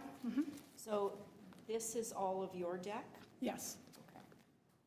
So the end of your structure is where it says sliding doors? Exactly. Okay.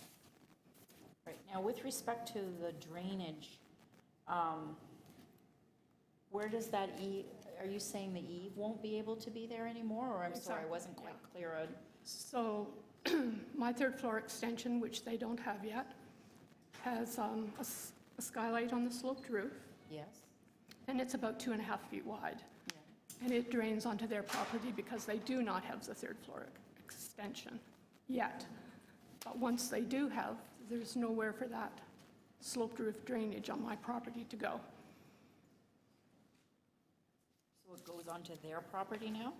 It does, but it's the same at the front where their drainage goes onto my property.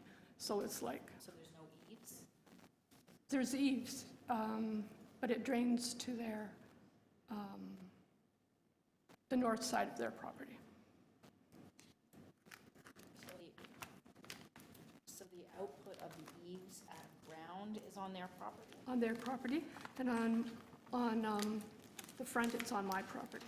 So are you saying that their addition would not allow, you'd have to, would not allow that to continue? No, there would be no area for my drainage because it would be blocked on both sides. It's got nowhere to go.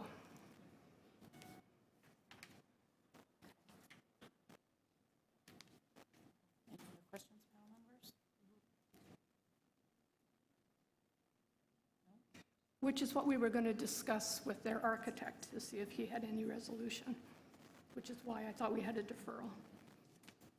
Okay. So, so can we then, thank you very much. Can we please hear back from you? I'd like to hear about the items that have been raised by Ms. Coles, please. Hi, my name is Jane.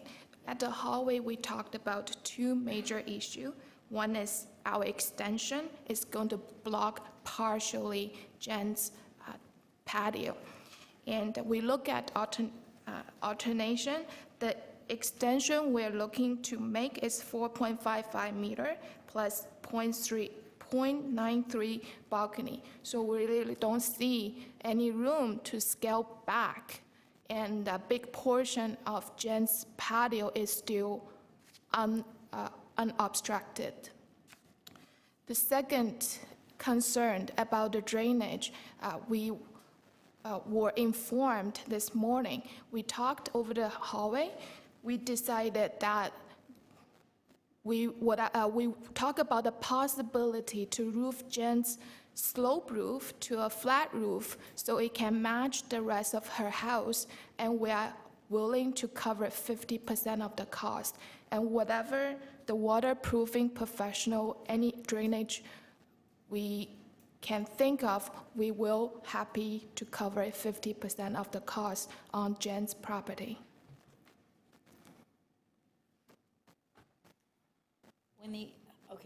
When your plans were drawn up, even without the discussion of the neighbor, did the issue of drainage or impacting the drainage of your neighbor's property as suggested? And I'm not there, I don't know whether or not that's correct, but was that a point of discussion in your plans? No, we only learned of this today, this morning, and I guess our architect overlooked this aspect. We did tell Jan ahead of time, I think a year ago, that we wanted to do this renovation and extend it back over our existing footprint in the house. And we said that we'd be willing to work with an architect or a waterproofing specialist to satisfy them to see that that roof gets drained, because that definitely is an issue for her that we see. We'd be happy to cover 50% of the costs.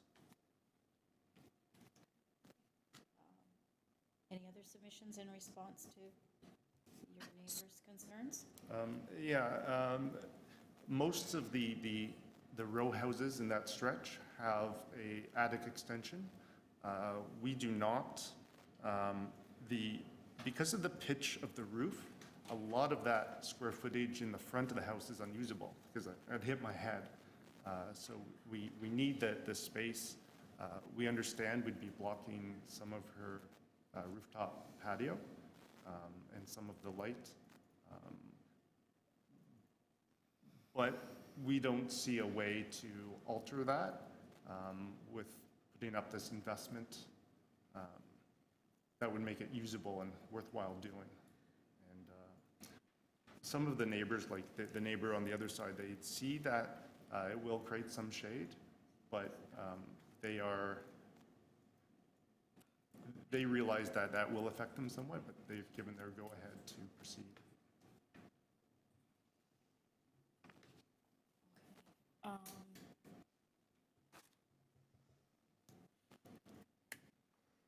Any other questions, panel members? No? Okay, thank you very much. We're in committee. Discussion, please, or a motion? We're really not in a position to speak to the drainage issues for the most part. But with regard to the depth and the neighbors, there's actually only a variance of 0.45 meters here. The current structure is substantially shorter than what's permitted.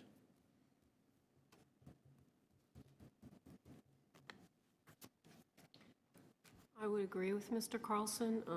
Drainage is generally dealt with through the building permit process, where drainage plans are to be submitted. It's not something that falls under this committee's jurisdiction, so we're only looking at the variances. And the structure at 94 is in fact much longer.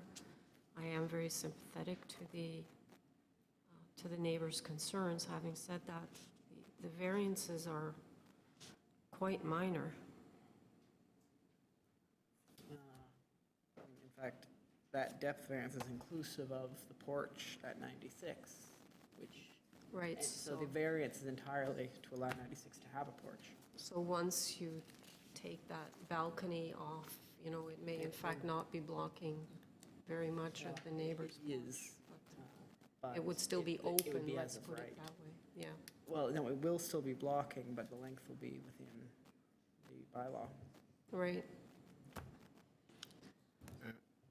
Madam Chair, my position on this application is, given the two variances between before us, I want to move that they are indeed minor, but I would hope that they offer to assist the neighbor in restructuring their property and to cover that cost. That's a personal thing, but that remains in place. But in the application before us is minor. It meets the 4 tests, and it's not contrary to the City of Toronto bylaws.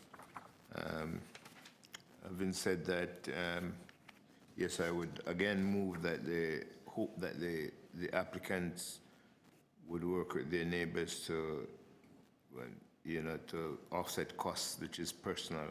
Are you including the heritage condition? Yeah, I'm including a research condition.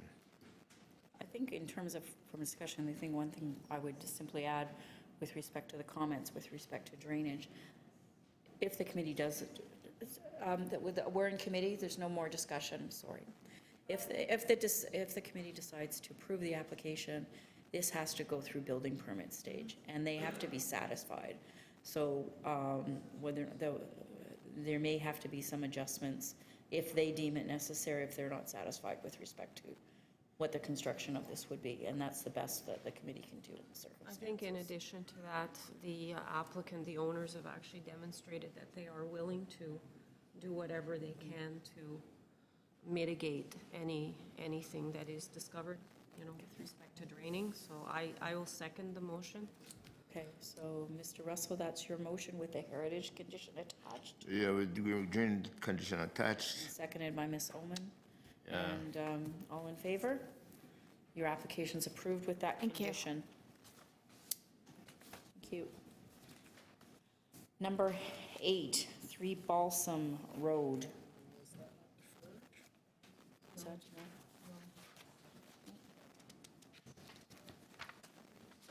Committee has before it copy of plan of survey, site plan, floor plans and elevations, arborist report, staff reports from the Director of Community Planning, Toronto and East York District, Acting Supervisor Tree Protection and Plan Review, Urban Forestry, Supervisor Ravine and Natural Feature Protection, Urban Forestry, a report from the planner at Toronto Region Conservation Authority, letters of opposition from 5 Balsam and 7 Balsam Road.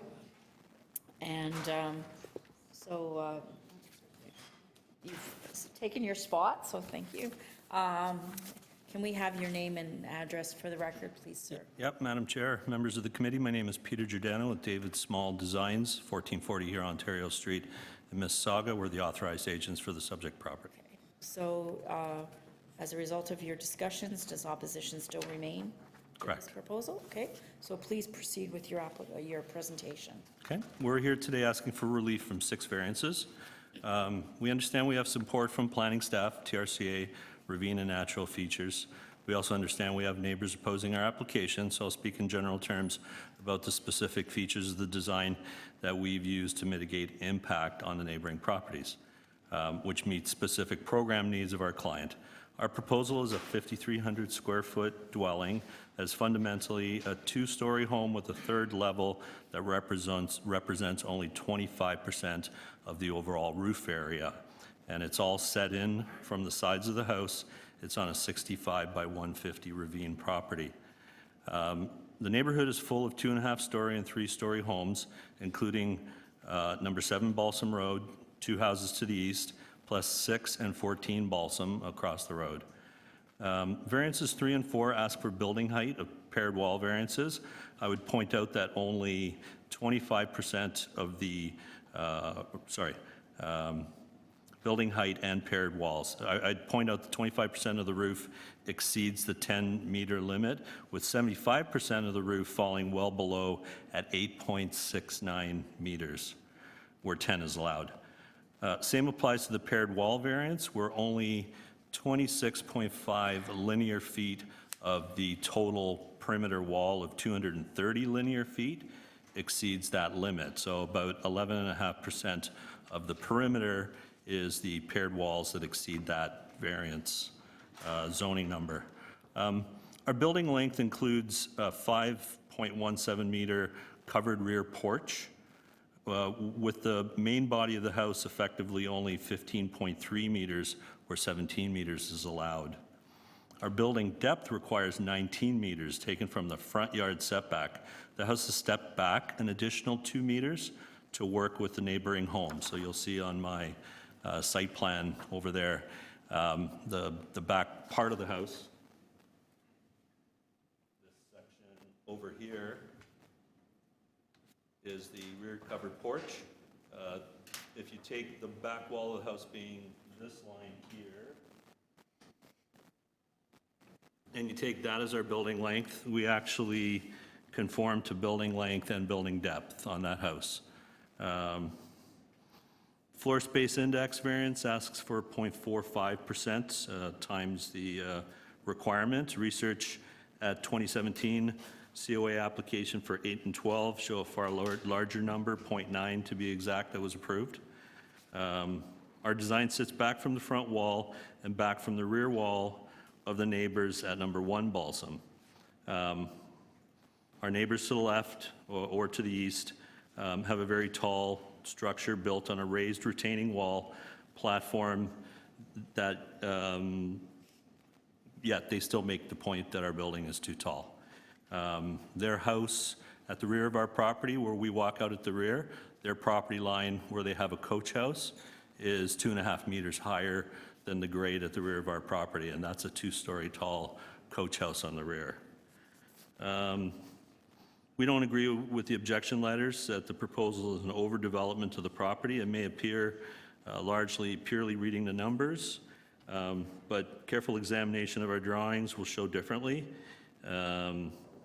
We believe that the support from planning and from from TRCA and from Ravine support our variance and support the fact that they're minor in nature and appropriate from the neighborhood, and that's the stance we'd like to take today.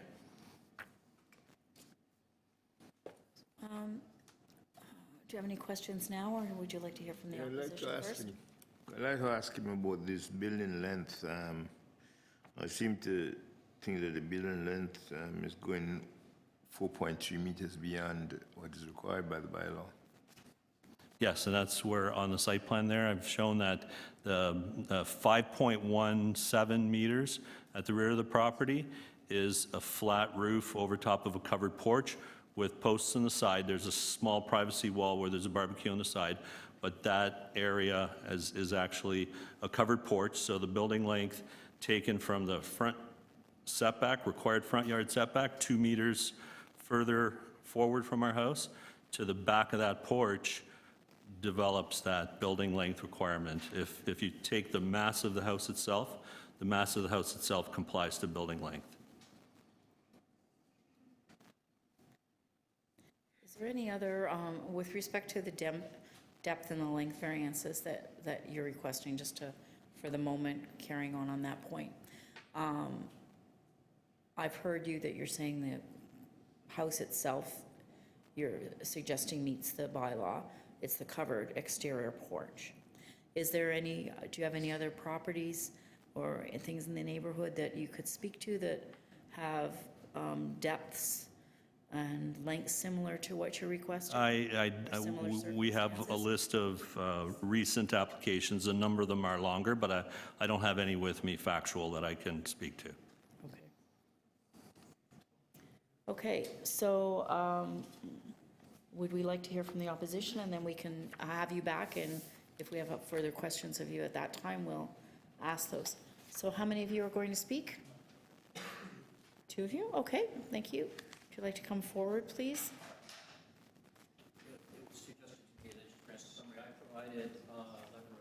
Yes, and we have that. Number one, unfortunately, Mr. Crowe is retired and on a big trip. He wasn't able to attend. That's fine, thank you. Okay, so could we have, just for the record, your name and address when you get to the podium, please? Thank you. My name is Ryan Keane. I live at 5 Balsam Road. I live immediately east of the property in question.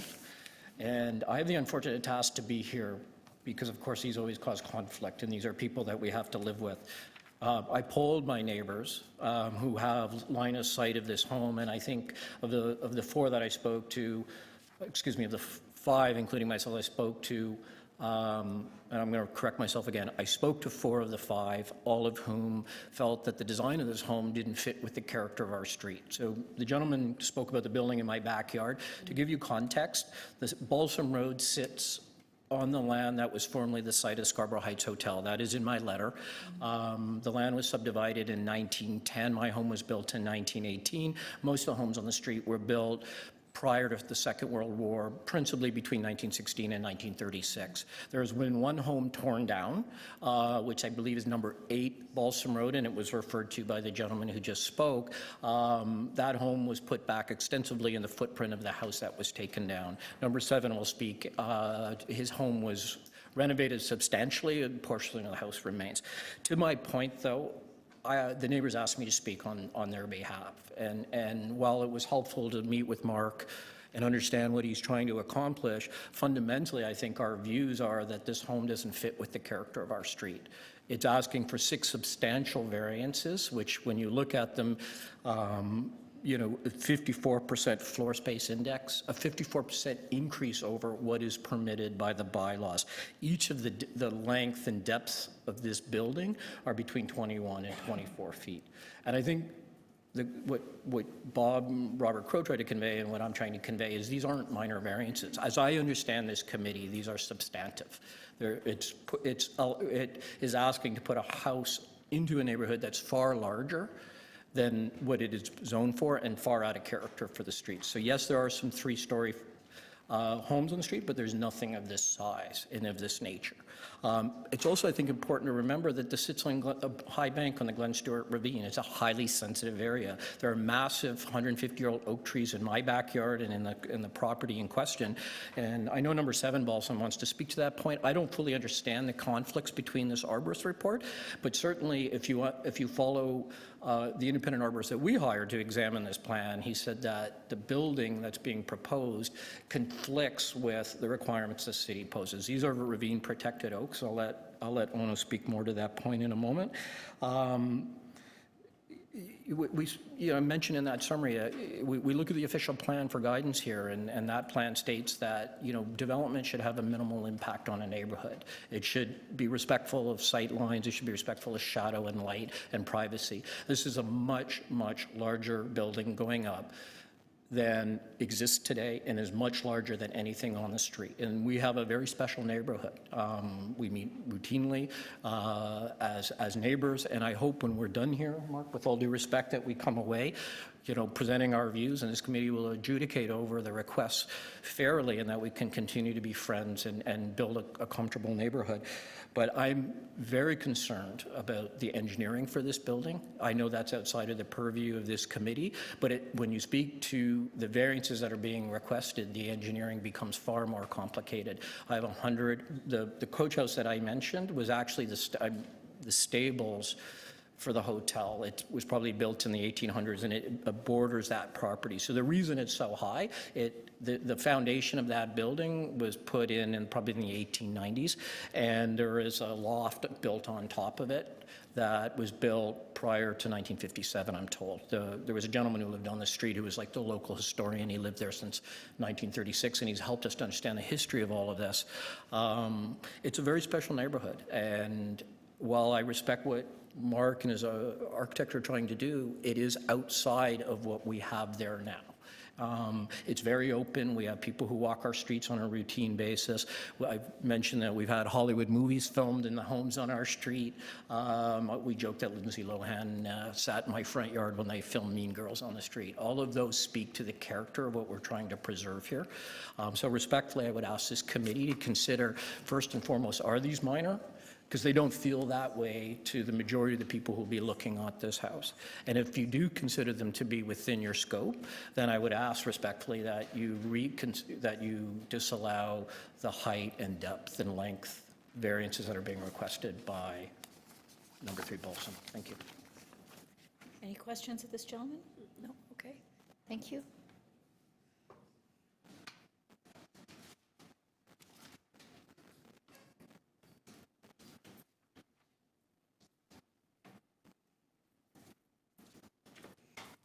Good morning. My name is Onno Rutten. I live on 7 Balsam Road, the next house to the east of the property.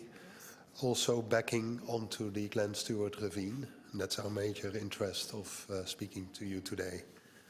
As a matter of order, this morning at 8 a.m. I received the independent arborist report that I would like to submit to you as support for my letter that was submitted earlier this week. Shared it with the applicant? Sorry? Does the applicant have a copy? I this morning dispatched an email, but just to make sure, I'll give it to the applicant He's right nodded now, that and he we has. did discuss it. Thank you. Yep. Yeah, you got it? Okay. Thank you. Okay, then I'll... You only have one copy. Okay, thank you. We'll share.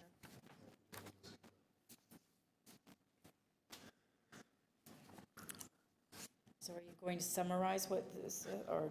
Yes. So, to provide further context, the houses are backing onto the Glen Stewart ravine, which is designated as an environmentally sensitive area by the City of Toronto. The city has spent several millions of dollars the past several years in restoring and rehabilitating this forest.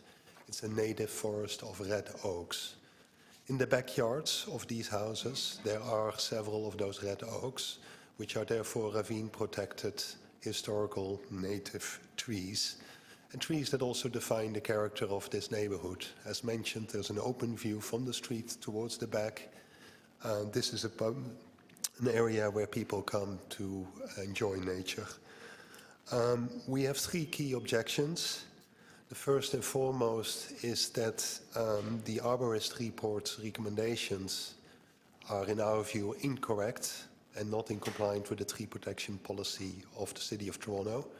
I do note that the general requirement for the committee here today is that this application would apply with the tree protection policy. It does not. And the arborist report I just provided you with from Philip van Wassenaar supports that suggestion. Secondly, we have issue with the drawings provided in support of this application. The tree boarding, the hoarding to protect the trees is positioned in contradiction with the city's tree protection policy. And secondly, it's in contradiction with actually the arborist report of the applicant itself. So the drawings, in our view, do not provide adequate protection to the trees and would result in damage to the trees if this plan would proceed. Thirdly, this is all the result, of course, of this application asking to exceed the length and the depth of the bylaws, and in particular the depth. By going 4 meters further back, we started infringing on the Glen Stewart ravine. And on top of that, there's a pool on the back as well that further infringes on the ravine. So again, the same allegation, and this house is simply too big for the lot that it's planned for. As far as the arborist observations, I would like to share this. I'm not sure whether this is legible. First and foremost, the arborist report recommends a setback of a distance from the 3 ravine-protected oaks, trees number 5, 6, and 8, of 7, 6, and 9 meters respectively. That's in direct contradiction and conflict with the tree protection policy. Tree protection policy would dictate a much larger setback, either based on the diameter of the tree or on the drip line. The drip line is not stated in the arborist report of the applicant, so the drip line was not mentioned. Secondly, the trees were measured on their diameter, and the tree protection zone is defined by that. But those tree protection zones were not respected. The arborist suggests 9 meters instead of 10.8, whereas the drip line is actually 12.7 meters on tree number 8. And the policy clearly states it's the greater of the tree diameter or the drip line that determines the setback. Again, the independent arborist report here by Philip van Wassenaar validates these statements and also highlights that if the proposal would proceed as such, it would cause damage to the root systems of those historical native red oaks. On the drawings, the hoarding is set back at 6.9 meters from tree number 8. Tree protection zone regulations would dictate 12.7. Lastly, this is all, of course, the cause of asking for variations on the depth in particular, so item number 5 on your variance. 5 minutes, so if I could ask you to wrap up. Yep. So it's 22% exceedance on the depth requirements as per the bylaw. And that obviously creates a house that is very large, out of character with the neighborhood, and a proposal that endangers the health of these red oaks. Thank you. Any questions, Ms. Chalman? I just have one question. Are we talking about these trees? Yes, and those circles on that drawing are just cartoons. They do not indicate tree protection zones. They're just illustrative So you're crown. saying that these circles are not representing what your arborist report says? And they're not even representative of what the applicant's arborist report says. Okay. Thank you. Any more questions? Thank you, sir. So if we could please have you come and respond to the issues that have been raised by these gentlemen, please.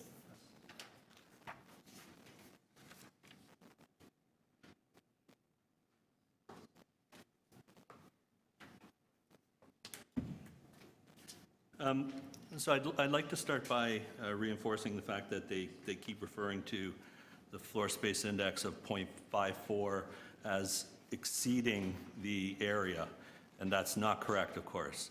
0.35 is allowed, 0.54 is what we're applying for. It's not 54% more, it's the difference between those two numbers. I just want to make sure that's clearly noted.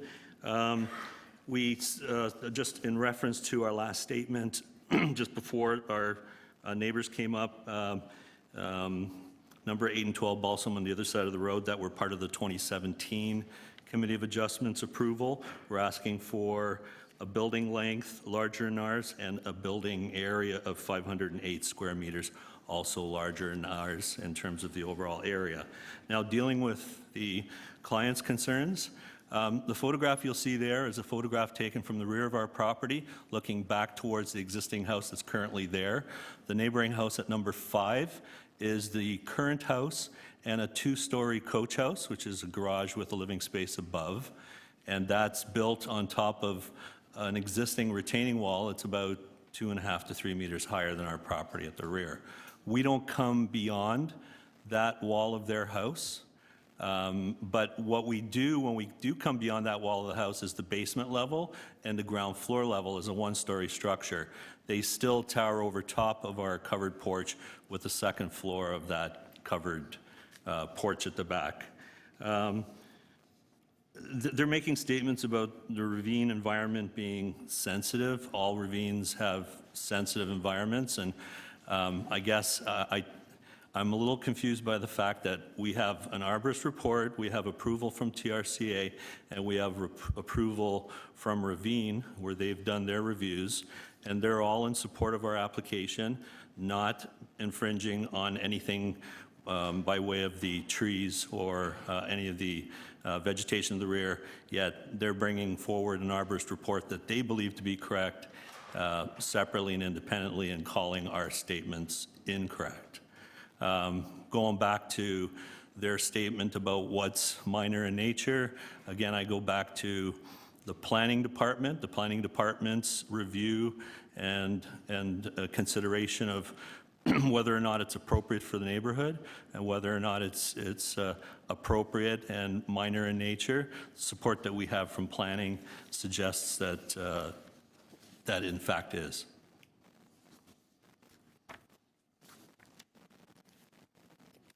So what, would you like to make a comment with respect to the position taken with respect to the character of the neighborhood?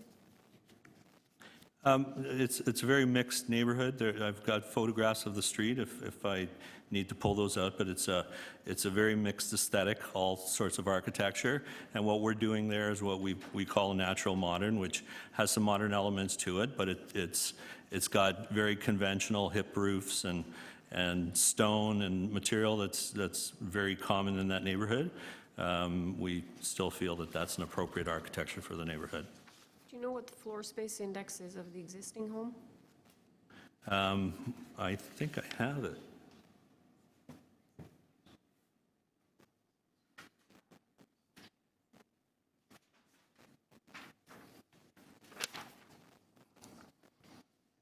Floor space index of the existing home is 0.33. What's the necessity for the variance for the driveway width? We're maintaining the existing driveway entrance and the line of the driveway at the front. It's a two-car garage, so it comes in at the width of the existing garage and then existing driveway, and it gets wider to access the second bay of the garage.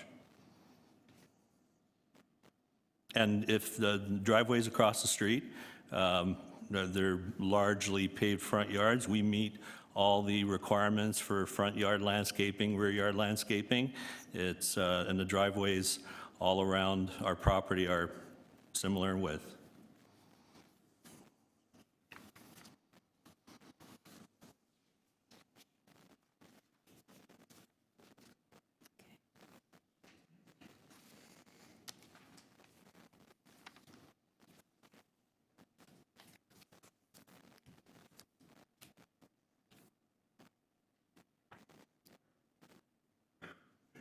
Any other questions, panel members?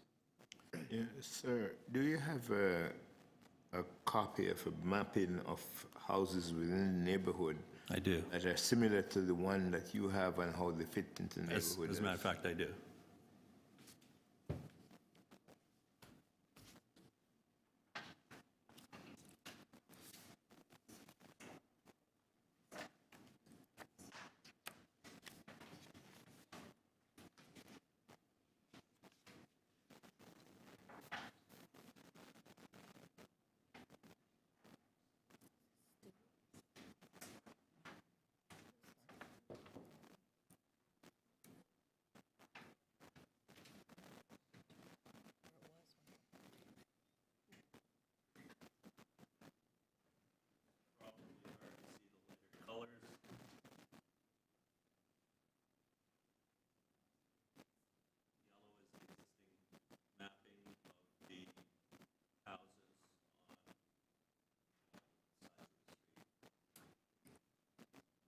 Keeping in mind that's a two-story structure that's less than 9 meters tall and allowed, and only this section of the roof over here is higher and taller.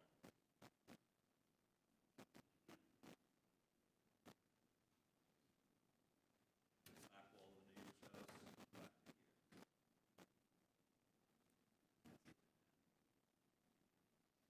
Do you know what the depth of the neighbor's house is compared to what you're requesting? No, I meant in terms of measurement.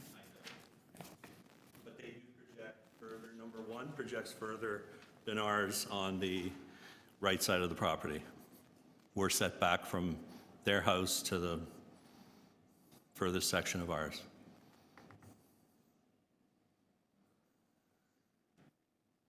Okay,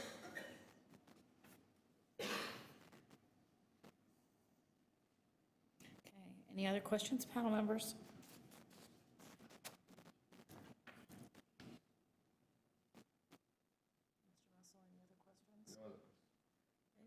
Okay, thank you. We're in committee. Discussion or motion? Well, I'm going to say my usual thing. I'm always concerned when I see the combination of building. I am always concerned when I see that combination of building height and main wall height. I think it isn't a huge variance in this case, but the combination does indicate pretty strongly that it's outside what the bylaw is intending.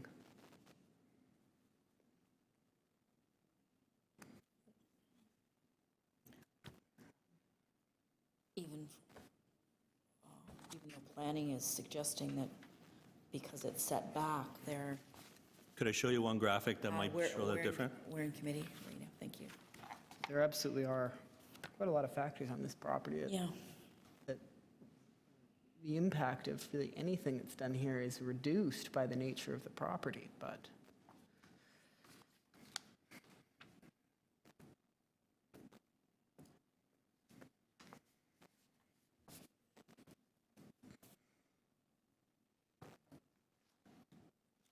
Well, I would just add, I'm somewhat conflicted on this one. I think both sides have raised valid points. It's going quite a bit closer to, is it number 5, than the existing house, but there are no setback variances at all.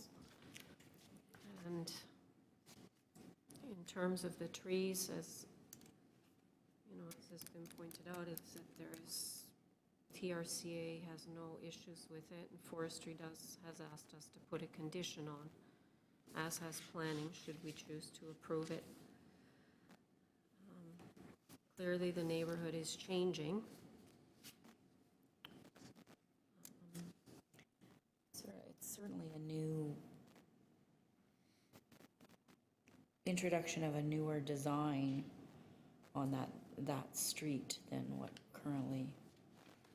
It's a very small street. Some of the elements are similar. Yes. In terms of the design. the elements aren't new, but the totality of it is. Yeah, for sure, it's different. It seems to have retained the same setback on one side, but it's gone closer to number 5. The question to me absolutely is size and mass.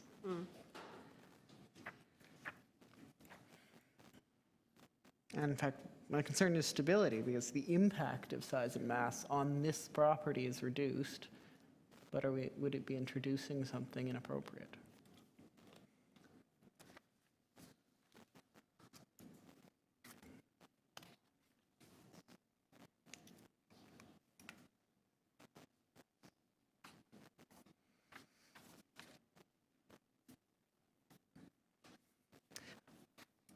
Madam Chair, if you're prepared, I would forward a motion to refuse the application, as I don't believe that the variances in totality are either minor or in keeping with the official plan's intent to preserve stability of residential neighborhoods.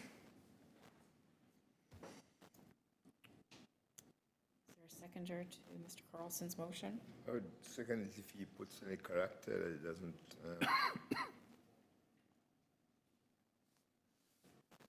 Sure.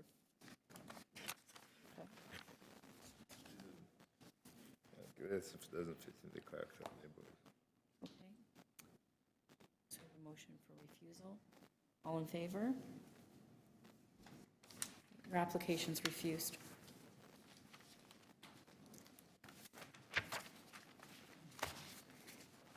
We're moving on to item number 10, I will excuse myself. Leaving the room.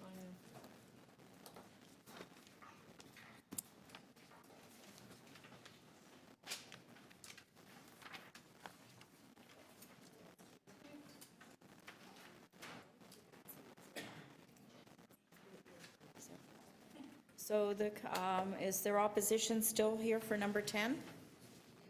So if you could please come in, to the degree possible, sit on the left here, please.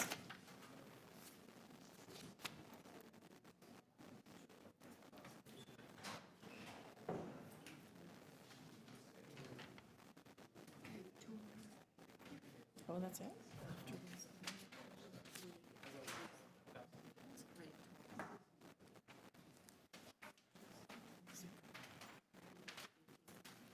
So how many people are going to speak?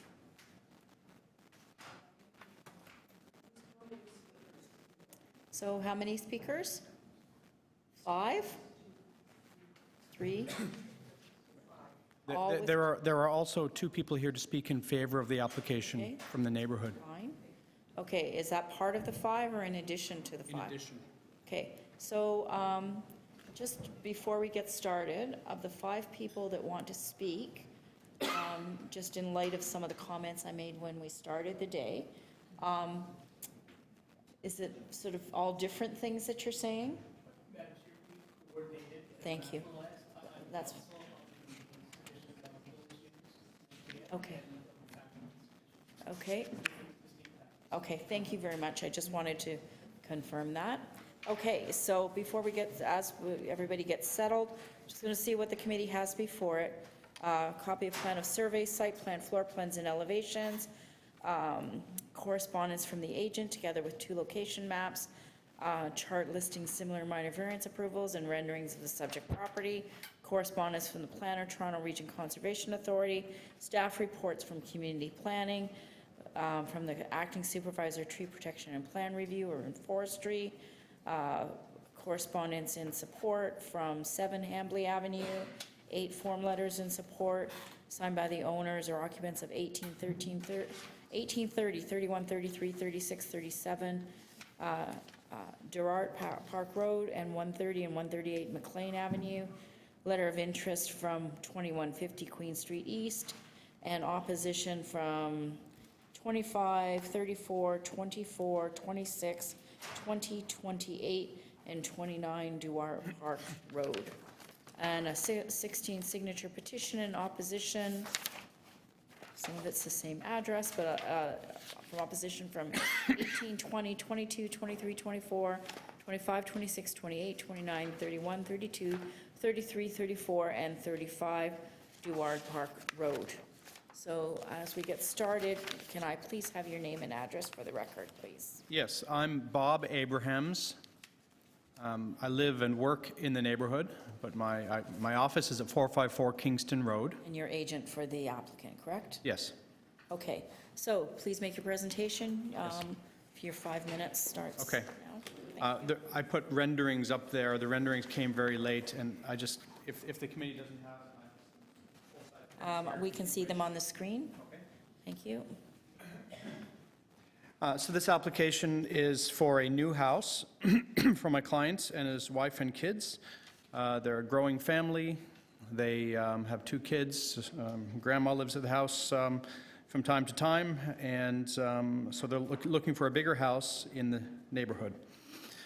So it started off as a 2-story modern design that my client shared with his neighbors and received some negative feedback. And so maybe you can see it if I put it up on the screen. Upside down. Anyway, right?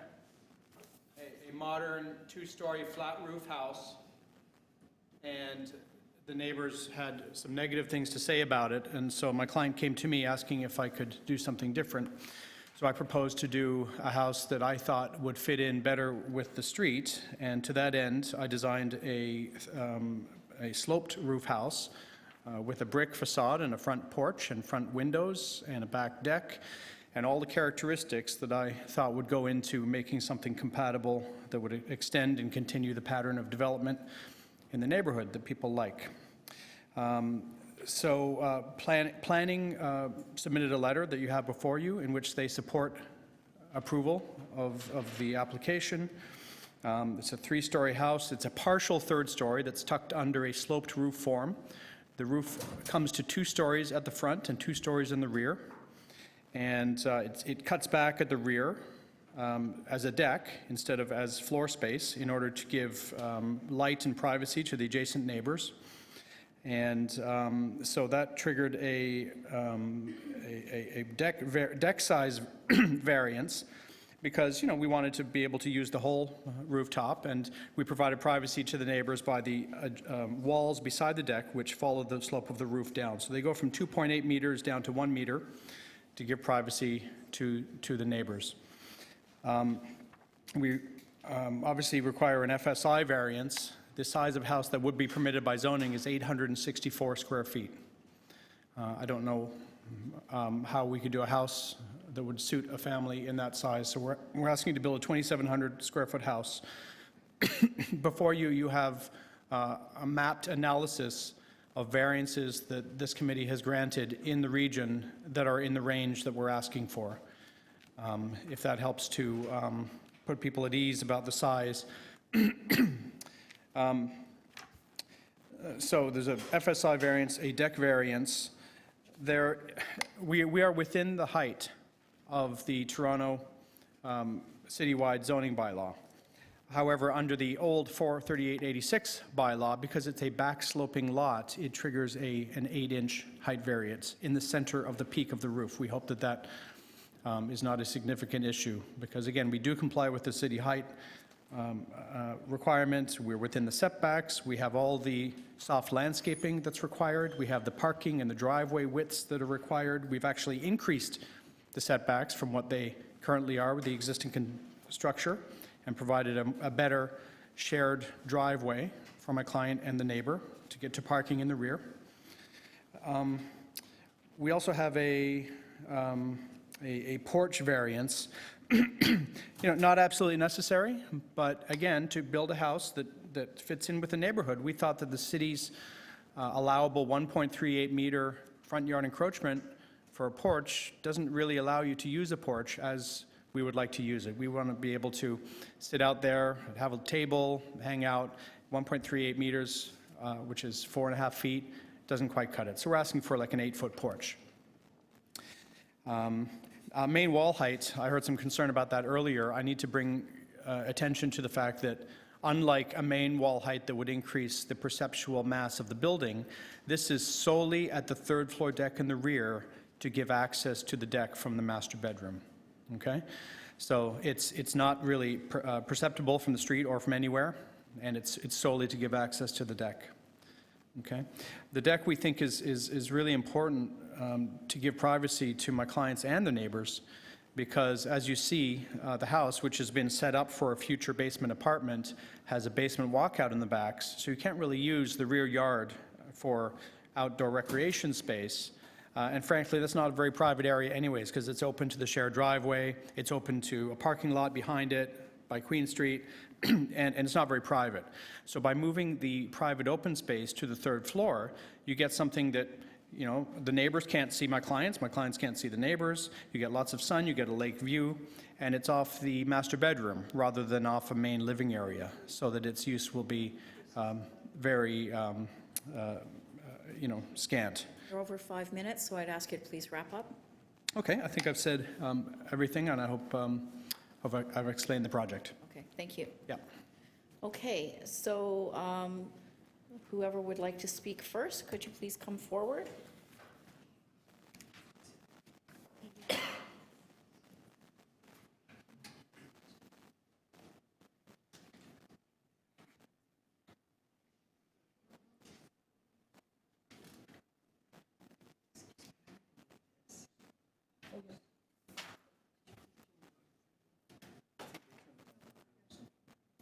Okay, I need you to come to the podium, please, and give us your name and address first. Please and thank you. Good day. Could someone help this lady with putting things on the screen? That would be helpful. My name is Rosemarie Jones. I reside at 29 Duart Park Road and am the next-door neighbor directly to the east of the minor variance proposed by 27 Duart Park Road. The issues supporting my disapproval of the plans are listed below. The proposed house design is that of a 3-story house with a finished basement, making it a 4-story house. The built form permit allowed by the variance doesn't coexist well with the modest 1, 1.5, and 2-story homes that now exist in our neighborhood. As you can see by this picture of their house,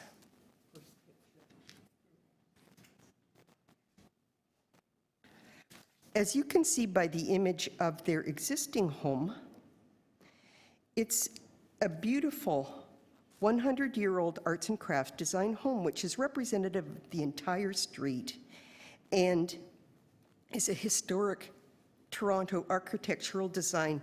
And this enormous house proposal they're requesting is out of character and beyond that allowed by the bylaws, being 3 times the floor space index. I believe this structure will affect my property value. The proposed excessively large structure will take away all of my afternoon light that I enjoy from the 6 windows that face west towards 27, this charming 1-story house. I have more west-facing windows than any other windows in my home, and they allow the greatest natural light into my place. My living room is the image on the lower half there that shows that I don't even require a light on in my house during the afternoon. The impact of this house will be it will affect my electricity bill. The proposal will affect my kitchen, dining room, living room, and the 2nd floor master bedroom and an art room that I have. I am an artist, and the impact of this house will affect my hobby. It will also negatively affect my home enjoyment, and I believe impact the resale value. I do have seasonal affective disorder, which will be exacerbated by the fact there is no light or a significant loss of light. The house in question is designed to have a 3rd-story balcony, almost 4 times that allowed by the bylaw.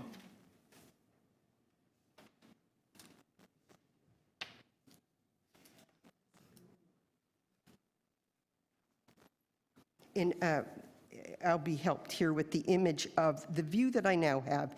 As the proposed house will extend back into the current green space beyond the footprint of the current house, it will destroy any outdoor privacy I now enjoy. I recently purchased this beautiful, I just had it done this month. What are we seeing here? Sorry. This is the deck of my house on my main floor. I just had it replaced this month so that I could regain privacy because my old deck was dilapidated. It was at great expense to me. And I did it to gain additional little tiny bit of privacy because I'm abutting against an apartment building to my south. You can see through the unfinished patio here that the 3-story apartment building that I have directly to my south imposes no privacy on my home. So the only privacy I ever had was on that deck. With a 3-story imposing home overlying my house, I will no longer have privacy in any area of my outdoors space. The building of a 4-story house, 3 stories above ground with an in-law suite in the basement with a large dugout basement outdoor area in the year will be in a foundation of sand. Oh, by the way, there's an additional view of my backyard. It's a charming, beautiful home with a beautiful backyard looking right on a 3-story apartment building behind it. That little view you see is that apartment building. Okay. So Anyway. You're at 5 minutes, so if you could wrap up, please. Okay, my one last and hugest concern is that I have a beautiful black walnut tree in my backyard, circumference 8 feet 5 inches. It's within 6 meters of the property. Next door, it's actually a few inches away. It's already endured a great deal of damage to its roof structure last year. It's got about a 70-foot diameter crown. The imposition of this home will affect the health of this beautiful historic tree. Okay, any questions of this? I just have one question. As you exit your street and go back towards, I can't remember. McLean, there's new construction on the south side of that. That's correct. How is the size of that home compared to the size of what's being proposed? It appears to be an identical structure to the original, maybe 1.5-story home that I had. What they did below in the, it appears that they've dug out a basement, but I haven't gone to do square foot measures, but above ground, it's the identity, to my knowledge, identical structure to what was there in beauty and size. All right, thank you very much. Okay, could we have the next speaker, please?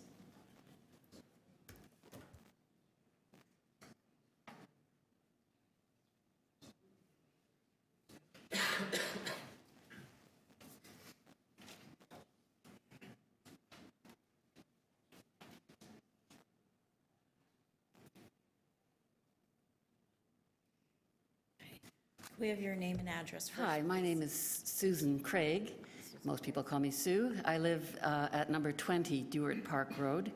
I've already sent in a letter, so I will be Yes, we have brief. everything here. Just to reiterate that, in my view, this is not a minor variance, tearing down a perfectly viable bungalow and replacing it with a 3-story structure. I'm sure the committee's, well, as I say, I've stated my main objections in my letter, but I'll just add that I've lived on this street for 40 years, and it's unique in the city.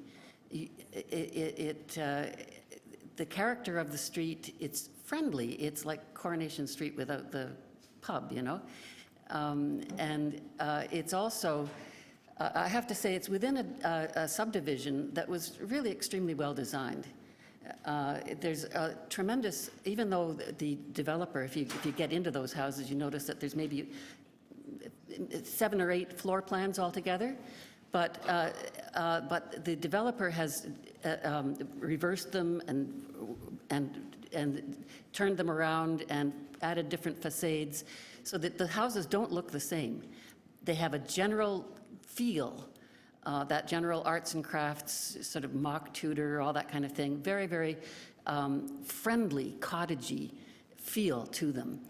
And our street is unique even within the beach, possibly because we're just a block north of Queen Street, and you know, obviously people who go on foot like to be close to Queen Street. And so we have 4 bungalows out of 18 houses, and the rest were originally built as story-and-a-halves, and most remain as story-and-a-halves, except for, as I say, the 4 bungalows. You tear down a bungalow, nobody's going to build another bungalow in the city, but yet it's for the increasingly small family size, it's a building that has a lot of utility. You put in a bulky, big 3-story house in this neighborhood, especially on the south side of the street.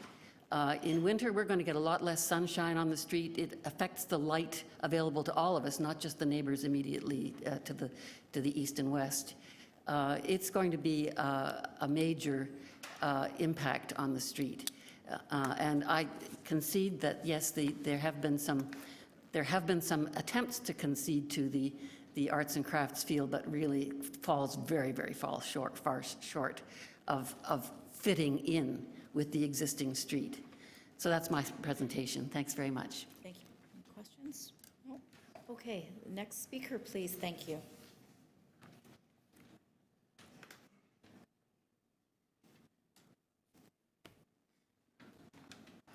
Hello, sir. Could Hi, you have my name's, name and address? yeah, Steve McKenzie. I'm at 26 Duart Park, right across the street, directly opposite the house that's going to be torn down. Okay, go ahead then, sir. And, well, I guess you have my letter. Yes. I don't have a lot to add, but it just on the face of it, it seems way over density and like so huge for that little spot. And there's no attempt to keep any of the character of the street or what was there, not the slightest. I think it's, and it's the size of it, that street is built on sand. I can't, there should be some kind of structural engineering test. I don't see how it's going to support that massive structure. And that's about it. Oh, and our friend here, Abrams or whatever, was trying to tell everyone that they went around and talked to us. Nobody talked to me. I'm right across the street. I've been there for years. And no, there was no attempt to talk or negotiate, which would have saved a lot of time. Thank you. Thank you very much. Who else would like to speak?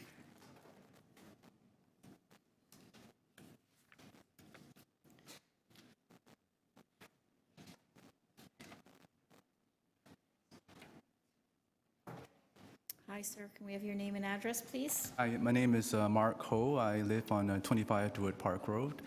It's the house that's directly on the west side of the proposed construction at 27. I want to basically reflect Rosemary's concerns. We have very similar issues given that we're side by side next to 27 Duart Park Road. Issue of privacy is one. The issue of natural light is another. For us, being so close to the construction on 27 Duart Park, our main concern really is, given that it's only about a meter of space between two houses, our main concern is that the proposed construction of the sunken patio could impact the foundation of our property. It's already almost 100 years old, and there is an obvious slope from the north to the south side of our property. And I think the construction of digging the basement, accommodating the sunken property would shift the already soft sand foundation that we have and cause damage to our basement and I guess hopefully not, and hopefully make it, and not hopefully, but we're afraid they might make the house unlivable given that the shift of the foundation will make one part of the house lower than the other. The second minor thing is the crosswinds that we enjoy in the summer months. With a 3-story house that's so tall, it would block any ventilation that goes across from our windows on the east and west side. And I think the last issue for me is the issue of drainage. Given that there's so much construction on basically a 25 by 80 foot lot, the amount of water that falls when it rains would just overflow into the neighboring properties and probably erode our soil as well. So I think those are some of the concerns that we have when it comes to the properties that's being proposed right now. And I think that's all I have to say at this point in time. Okay. Thank you very much. Sir? Yes, if you're planning to speak? So you say your counsel, I'd like... Yes, Madam Chair, my name is... You could come to the front first, just to introduce yourself. And also, who are you representing? Thank you. So, my name is Phil Pothin, and I'm counsel here today, speaking in place of Sandra Adamson, who lives at 28 Duart Park Avenue. Although her interests are aligned, and she's been cooperating with Rosemary Jones, who is the immediately adjacent neighbor, and has made many of the same observations. Okay. It's Ms. Adamson's submission that the proposed variances don't meet any of the 4 tests, but I'm going to focus on how what you've heard so far, those factual submissions actually slot correctly into the questions of whether the variances are minor and whether they maintain the purpose and intent of the bylaws and the official plan. Okay. The proposed variances are not minor, either in numerical magnitude or adverse effect. The applicants are asking you to approve a floor space index more than 3 times that permitted under the bylaw. You just rejected a change a few blocks away from 35 to 52. This is 253 square meters instead of 80 square meters. They're asking you to approve a 3rd-story deck that's almost 4 times what's permitted. Ms. Adamson is not objecting to these variances because the resulting structure is simply different, but because the adjacency with the established character of the neighborhood makes them incompatible. Ms. Adamson understands also that the baseline for evaluating the adverse effects of proposed variance is not the status quo, but the built form that will be expected with as-of-right construction. You'll be accustomed to hearing from people who think erroneously that it's improper to build anything larger than what's typical of the neighborhood. However, in this case, the entirety of this permitted gross floor area is consumed and indeed exceeded by the proposed first floor alone. And that means that the baseline for evaluating the adverse impact really is the alternate impact if this was a single-story building or a 2-story building with a footprint much, much smaller in size than we have now. That really is the baseline in this case. The adverse shadow impacts, the adverse privacy impacts, and the of the built form permitted by the proposed variances are dramatically more severe than those that would result with as-of-right construction, as are the adverse effects on the mature and protected walnut tree that spans the rear yards of 29 and 27 Duart Park. The drawing is not accurate. The proponent's drawing is not accurate. The span of that canopy extends the full width of those 2 yards, and the trunk is certainly not a pinprick as is seen there. It's, I believe,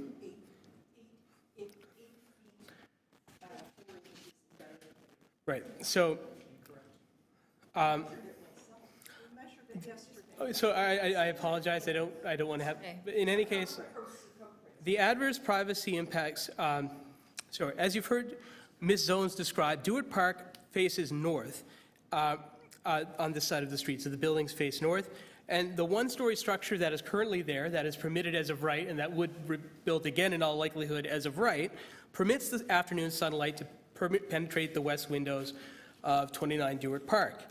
Even if the same floor space, and I'm sure you're going to hear this from my friend, even if the same floor space were stacked onto a smaller footprint, so that you had a 2-story building of half the size of the footprint, or a 3-story building of a third the footprint, because, as you've seen, the windows are distributed over the length of the house, any adverse effect on a single window, it would be concentrated on a single window if you built as of right, even with the same height on a smaller floor space index, or with a smaller floor space area, because, as you see, there aren't just windows at one spot on the facade. The windows extend from the back to the front. Now, with respect to privacy, the 1.5-story form engendered by the square footage permitted doesn't result in any real significant overlook of adjacent back decks. By contrast, the variance has substantial overlook of the only private space in the backyard. Tree protection, you've heard that the building would be permitted. This proposed expanded footprint, it pushes the balcony much further south than it would be in the absence of the requested variance, which means that the sunken basement itself becomes an impact of the variances, and that sunken basement requires cutting into the tree roots.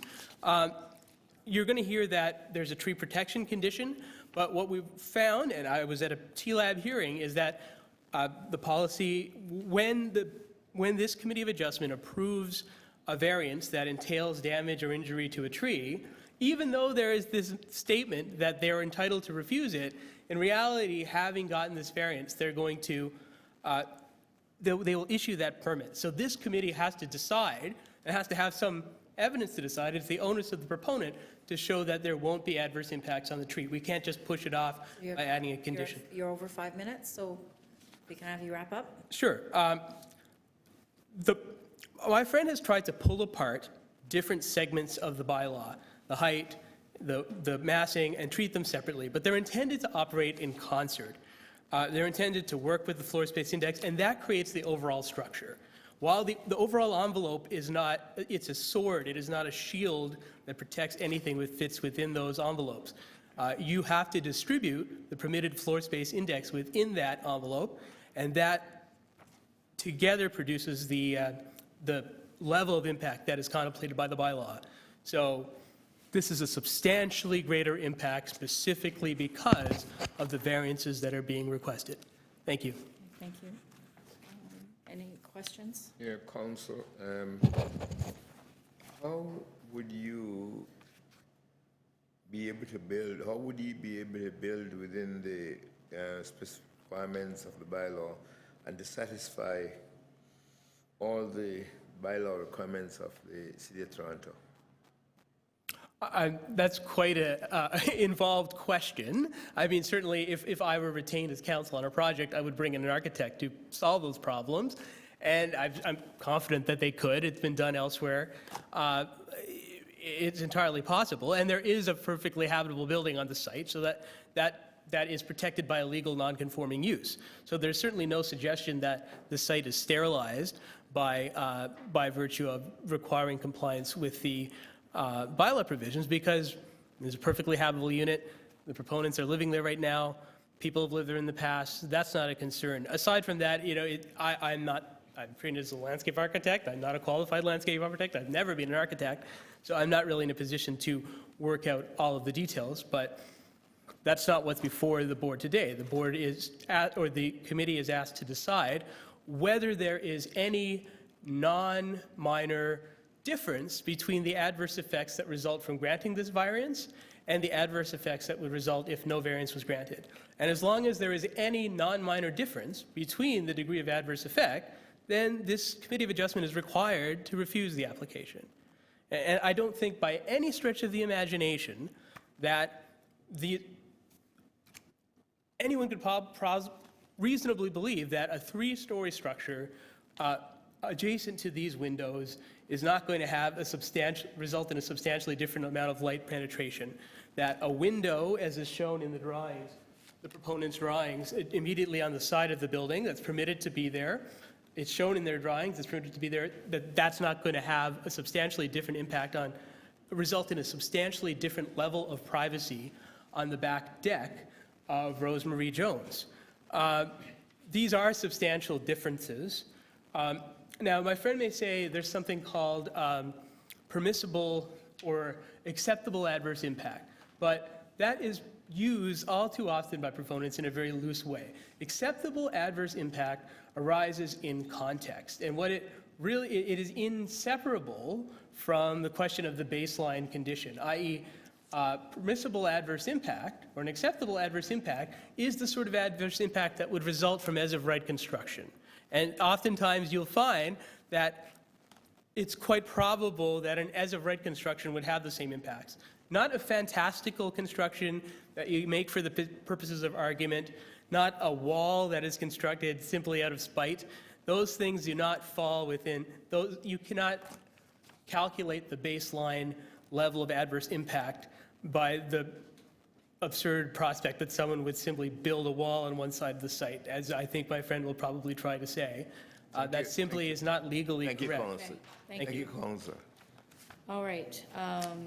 Any other questions? No. I'm sorry? Yes, are you here in support?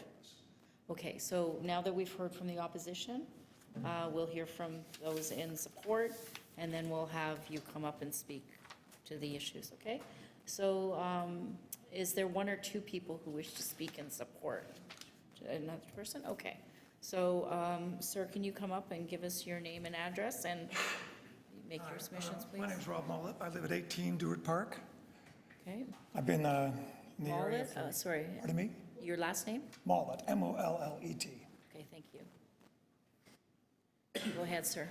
I'm troubled by all this, I must say. But I've lived in the area for 66 years.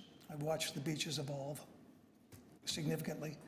I've been on Duart Park for 9 years. I have a 2.5-story house on the street.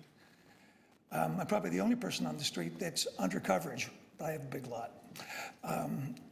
From probably a legal non-conforming situation, everyone's house is over coverage on the street. I'm troubled by supporting or being against the application, so I just wanted to say a few words sort of with regards to kind of how I feel philosophically about it, because I think it's important. I think it's significantly important to recognize the fact that the planning department doesn't have a letter to, have any concerns with regards to this application. The initial application, way back when I spoke with Chris about it and came to my door, I did have some streetscape concerns if it was going to be over height, but as I understand, it's within compliance, and that's the streetscape aspect for me. I do have an artistic background. I'm offended generally by a need to quell people's creativity with regards to their own homes. I believe the right to the homeowner is certainly important. I also believe fitting into a neighborhood is amazingly important, but more from a social standpoint.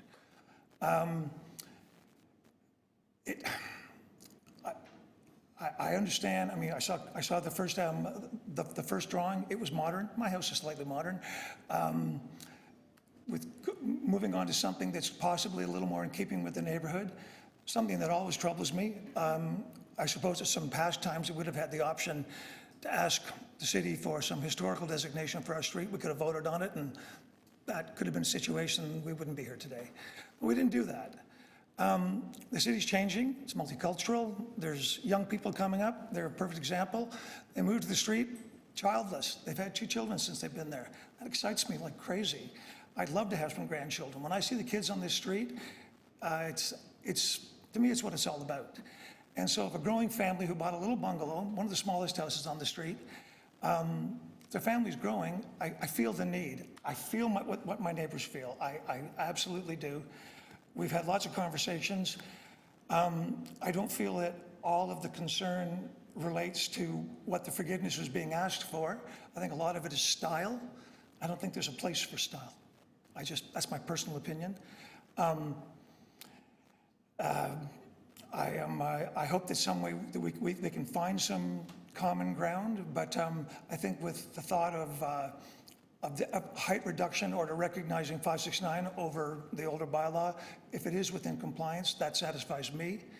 I think concerns over the nature of the construction, obviously with regards to the OBC and diligent work practice, concerns with regards to secondary properties and soil and everything else that's been mentioned today.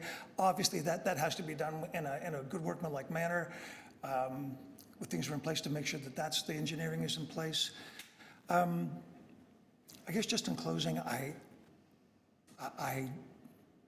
just wish that there would be a way to recognize creativity and somehow find a way within the Committee of Adjustment, some judgment to look to the facts clearly of what they're asking for and try to, if possible, put aside the someone's taste as opposed to someone else's taste. I just find it distasteful for that to be in my world. And as I say, the city is changing, and not the gatekeeper so much, but the planning department certainly feels the pulse of that. And if they'd had a problem, I would expect to see a letter saying that they're not keen with the GFA increase, and it's not there. As I understand, there's even a letter of sort of support, which in my history, I've been in building for 40 years, I've never had a letter of support from the planning department. It's usually no news is good news. So I think that speaks volumes. Anyways, best of luck for all. Thank you. Thank you. Sir, Mr. Mullet, you spoke about the need to find some common ground, but that was exactly why you had a discussion outside to try and find a common ground. So what other need are you looking for?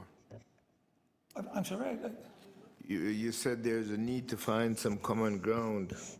I'm saying that they met outside to talk about this matter, and we're still here. What other means are you looking for? We make a decision as a committee of adjustment. We're going to either accept it as it is, we accept it with some variation, or dismiss it. So it's, I'm just trying to find out what kind of common ground you're suggesting. To me, if whatever's being asked for forgiveness under the under the, like, for the variances specifically, I sometimes feel, and I apologize for this term, I sometimes think, and I've experienced it before, it's not so much architectural blackmail, but I sometimes think that people, and I'm not suggesting it individually, but it sort of feels that if this was a 2.5-story Tudor revival home that was a little bit taller than, you know, and I say I'm 2.5 stories.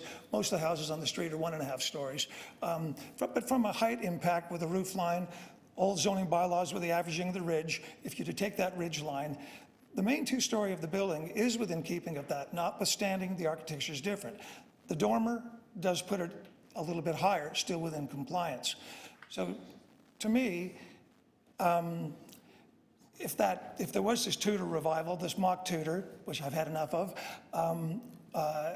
was being built, I think it would be a lot more palatable. Now, maybe not, and that's a different story. But I had heard that earlier on in our discussions. A lot of it is it's just a really ugly house, and I don't feel that way. Thank you. Okay. I have one question. Just looking at some examples that were given in the materials, we have number 30, which is next door to you. Number 30, you're at 28, right? No, I'm in 18. 18. In any case, number 30 was showing at 0.74 FSI. So that's the only example that I can find on Duart in the material that I have before me that was given to us. Do you know offhand, like this one is now asking for 1.11. Right. How do you think, in terms of massing, forget the architecture, how do you think in terms of massing this is going to fit within? For me personally, I can't speak to the impact of the two neighbors who are beside it. I'm asking you. So, and I totally respect where they come from. To me, when I look at that, I'm thinking streetscape primarily. So what faces directly south, an apartment building, to me is incidental. Having said that, if I were a flanking neighbor and my voice to support my flanking neighbor friends, I would say, yes, you know, obviously that is a situation with the envelope of the house. Having said that, back to the creativity of the design form, one could, and I hate this kind of bully secondary development, but one could have a house that could be configured differently, could be set back. If it's a privacy element thing, there's a significant setback on this driveway right now, and it's going to be wider. Windows on the side are allowed. I mean, windows are allowed if it was 20 feet deep. The house could be 20 foot deeper. I mean, there's lots of ways to say, living, as I say, and that hopefully could be the compromise if they could work it out. But if they can't work it out, I think that the condition that seems to be unpalatable could exist in a number of different designs. So, and like, where do you stop? If you bring the house further back, well, there's still going to be an issue with privacy, and that would be allowed. There wouldn't be a minor variance. Bring it further forward, you make it skinnier. It's not a height issue. I mean, I think the impact of the volume, considering the height, it changes that. And I agree with that. But the condition with regards to what it may do as a structure in any neighboring element, I can't see the difference personally. And if it were next to me, and I mean this, I have my neighbor who's next to me, it just is what it is. I just read the bylaw and I say, what are the possible conditions that I have bought before or bought beside? Regardless of who's there, some new moves in. You know, I would always want to recognize the bylaws. I think the bylaws should be there to protect this. Thank you. Okay? Thank you. Okay, so the next person wishing to speak in support. Your name, please. Good afternoon. My name is Svetlin Veliov, V-E-L-I-O-V, and I am the owner of 33 Duart Park, which is 3 doors down from the property we're talking about. As a father of 3 children, I can understand the need for someone in that neighborhood to want to better their home and create a safe and generously spaced house for children. We're seeing that a lot on the street. It's maybe a fact that every house that's been recently renovated and enlarged on the street is a new growing family. I have 3 children. Chris has 2. The family just down the street from him has 2 as well, as well as a bunch of other neighbors. Just to address the massing question, in personal opinion again, I don't think the massing of the house being proposed is out of place on the street. If you compare it to my house, for example, my house is an original 1920s built peak roof house, 33 Duart Park, that would appear bigger from the street than the said development. Right now, Chris's house is a small bungalow, which in my opinion does not fit with that side of the street. It is the only bungalow on the south side of Duart Park. Most of the bungalows are on the north side, and they're far set back and on top of a kind of a berm. So they actually sit quite tall and proud when you're looking at it from the street. The height question, there was a question about height of the new property. I haven't measured it exact, but I do believe my house will sit taller, and I'm only three houses down. The peak of my house will sit taller than the house they're proposing. I have a 2-story, 9-foot ceilings with a large peak roof, with a nice brick chimney for a fireplace. The peak, not the chimney, will sit higher. Granted, the street is in a little bit of a slope, sloping down towards the ravine, so I tend to sit a little higher, but in terms of mass and height, it's about the same. One thing I've also noticed is that the houses are much bigger than the properties would allow this day and age, but because they're built back in the 20s, the houses were built a little bit bigger on the lots. What is the height of your house, and you're talking about the peak? What's the height of your house? I sit about 1 to 2 feet above grade, and I have about 8.5 foot ceilings for 2 stories, and then I have a 9-foot peak from the attic up. Now, what is the peak of that house that you were talking about, the 27 Duart? I believe when I got the information from Chris, he came around and showed us his plans. I think it was around 33 feet. Thank you. That's all I have. Thank you. Thank you very much. Okay, your opportunity to respond to the submissions. You have 5 minutes. In addition to what we heard here before the committee, we did speak with people out in the corridor and took note of what they said. And one of the concerns that was recurrent was one of privacy. Some we think might have merit and some not. Sandra across the street on the north side said that the front porch of this house invades her privacy. I don't believe that it does, coming from the front.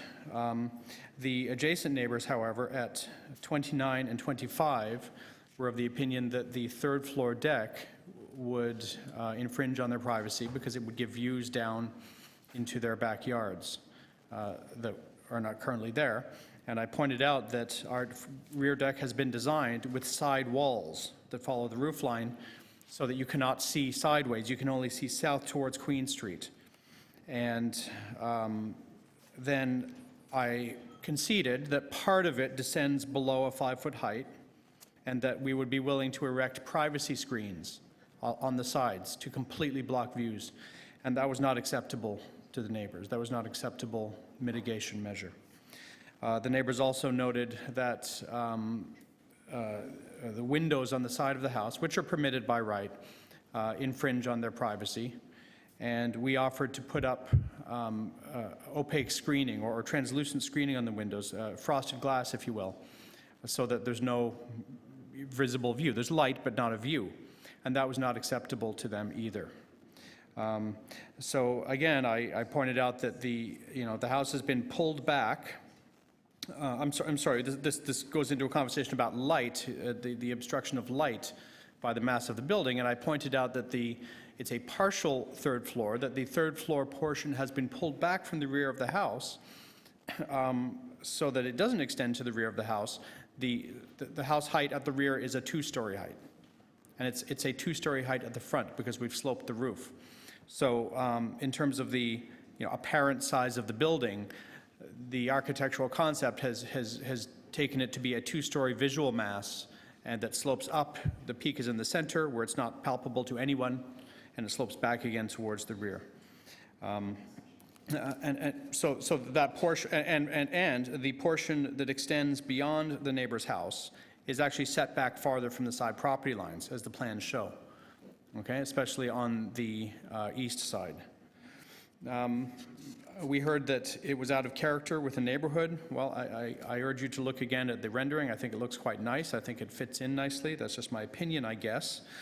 But, we did use commonly used materials in the neighborhood, including brick. We have a building setbacks and mass that are compliant. We've even set the setbacks back farther than they currently are.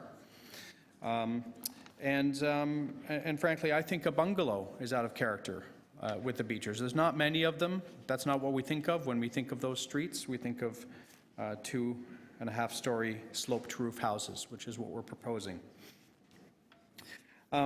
We heard that there could be a drainage problem. Again, I want to gloss over that because, as we all know, we won't get a building permit unless we get a city-approved drainage plan. We're not allowed to put water onto somebody else's property. So that's not going to happen. We heard that we heard that there, it might impact a tree. Again, we won't get a building permit if we don't deal with this very difficult to deal with urban forestry department that makes us do all kinds of things like hose the dirt off of tree roots so that we don't cut them, so we expose them so we can see what we're doing, and we can, it's a very technical process.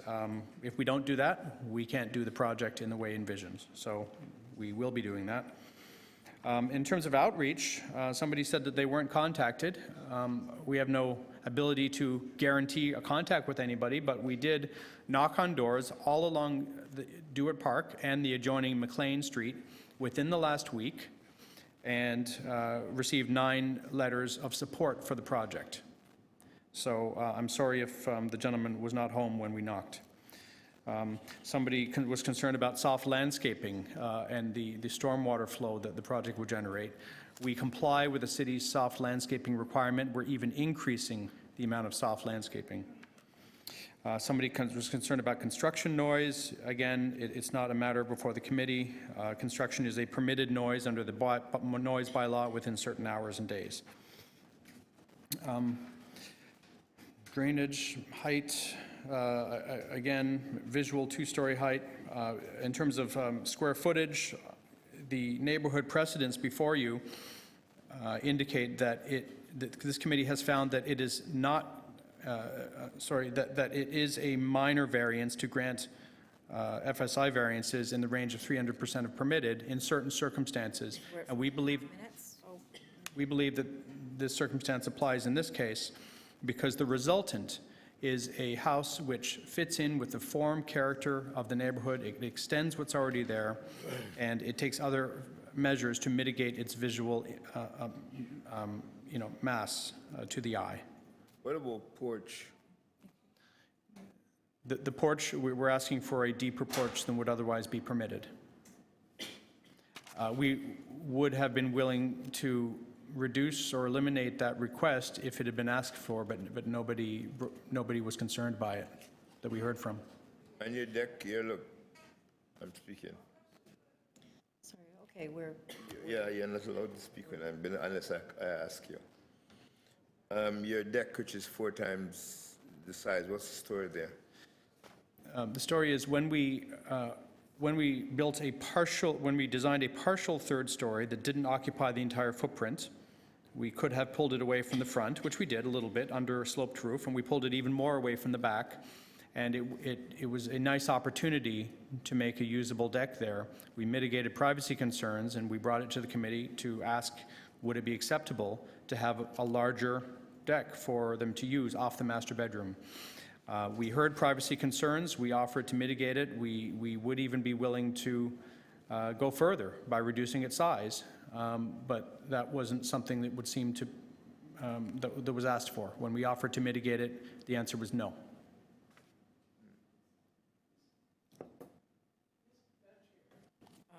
Sorry, your opportunity is, there's not an opportunity for you to, no. We've heard all the submissions. You have to leave it to us to discern what's been said, but the opportunity for you to speak has finished. And to be clear, it was Rosemary who, when I offered to mitigate the privacy concern using a screen on the deck, she said, no, unless you make it a one-story high deck. Well, a story at the Who's first. Rosemary? Yeah, please, ma'am. All right, okay, so the question is, you offered to make the deck smaller because they said that wouldn't do, so you're not asking, you're not changing that variance then? Although you were prepared to change it, you're not changing. I'm just asking for clarification, Mr. Russell. What I offered was to mitigate her concern with a privacy screen. Okay. And the Not the discussion size. didn't get any Okay, farther. not the size of the deck. No, I would have been willing. So I misheard you. I believe you mentioned you were willing to reduce Reduce the size of the deck. porch. Yeah. Is that what you said? Yes, Not the deck. the porch. The Okay. porch is nice to have, it's not a must-have. All right, thank you. That helps with the clarification. Okay, panel members, questions? I think we've finished the question period, Madam Chair. It's quite a presentation by both the applicant and the Okay, so we're in committee then? yes, we're in committee. Quite a presentation by both the applicant and the deputants. I had some, there was much difficulty in looking at this application. I think the issue that stands out with me is what's called permissible adverse impacts. And I'm not going to say or not say that the impacts that comes out of this application should be permissive for this committee to overlook the whole application. And so as a result of my reservations, I'm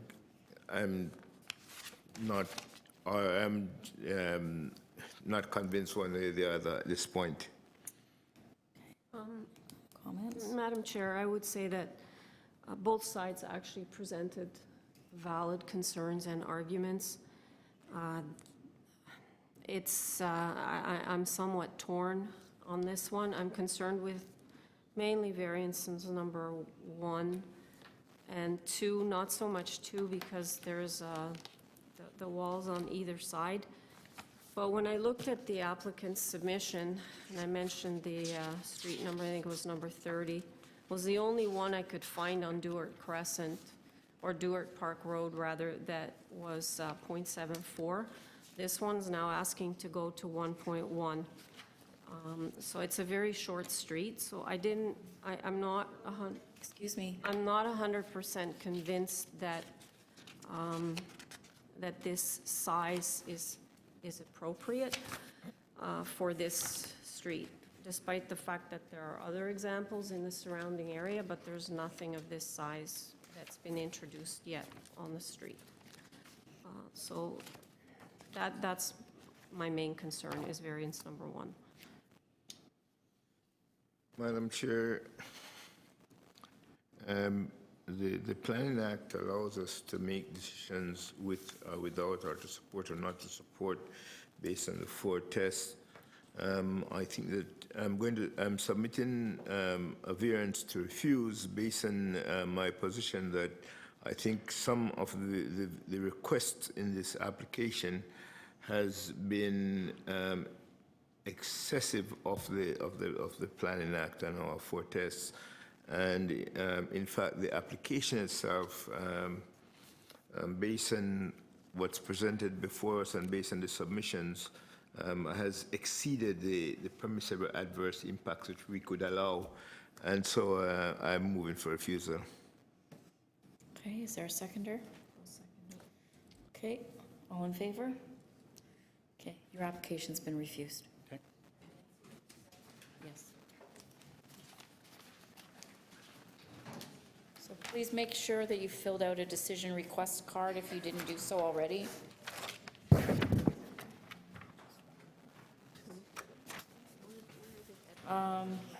Number 15. There is no door here. 66. That keeps me. We keep thinking if that lectern wasn't there, we're going to run right through it. Yes, okay.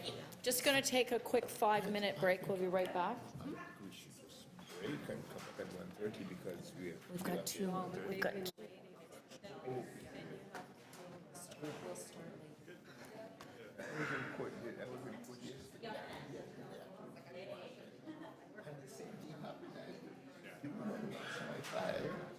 can just leave it with this lady here, in the black with the bun.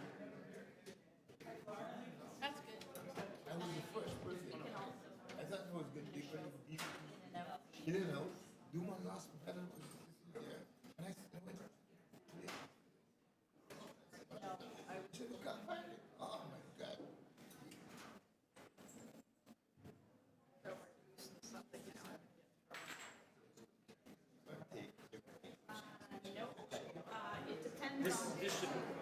Okay, do you want to fix it for me? It's fine the way it is, yeah, that's right. I'll just. No, I wondered whether, at 1:30, they're going to dizzle through the whole. Can this get any closer to this? Oh my God, you see, you're so old school. Perfect. Thank you. No, I understand that, I just figured it was. Am I supposed to be here for 32 bucks? I can tell you there's so I just want to do that. There is the schedule and it tells you at what time what's being heard. Or what time slot is possible. This is coming on the road, so that's great. Thank you. Oh, I just have that. It's okay. Perfect. Okay, so that's the one from the second floor and that's the one from the kitchen. I think both of them. You in for lunch? I think we should. I think we should all go. We should all go to a meeting and do it by ourselves.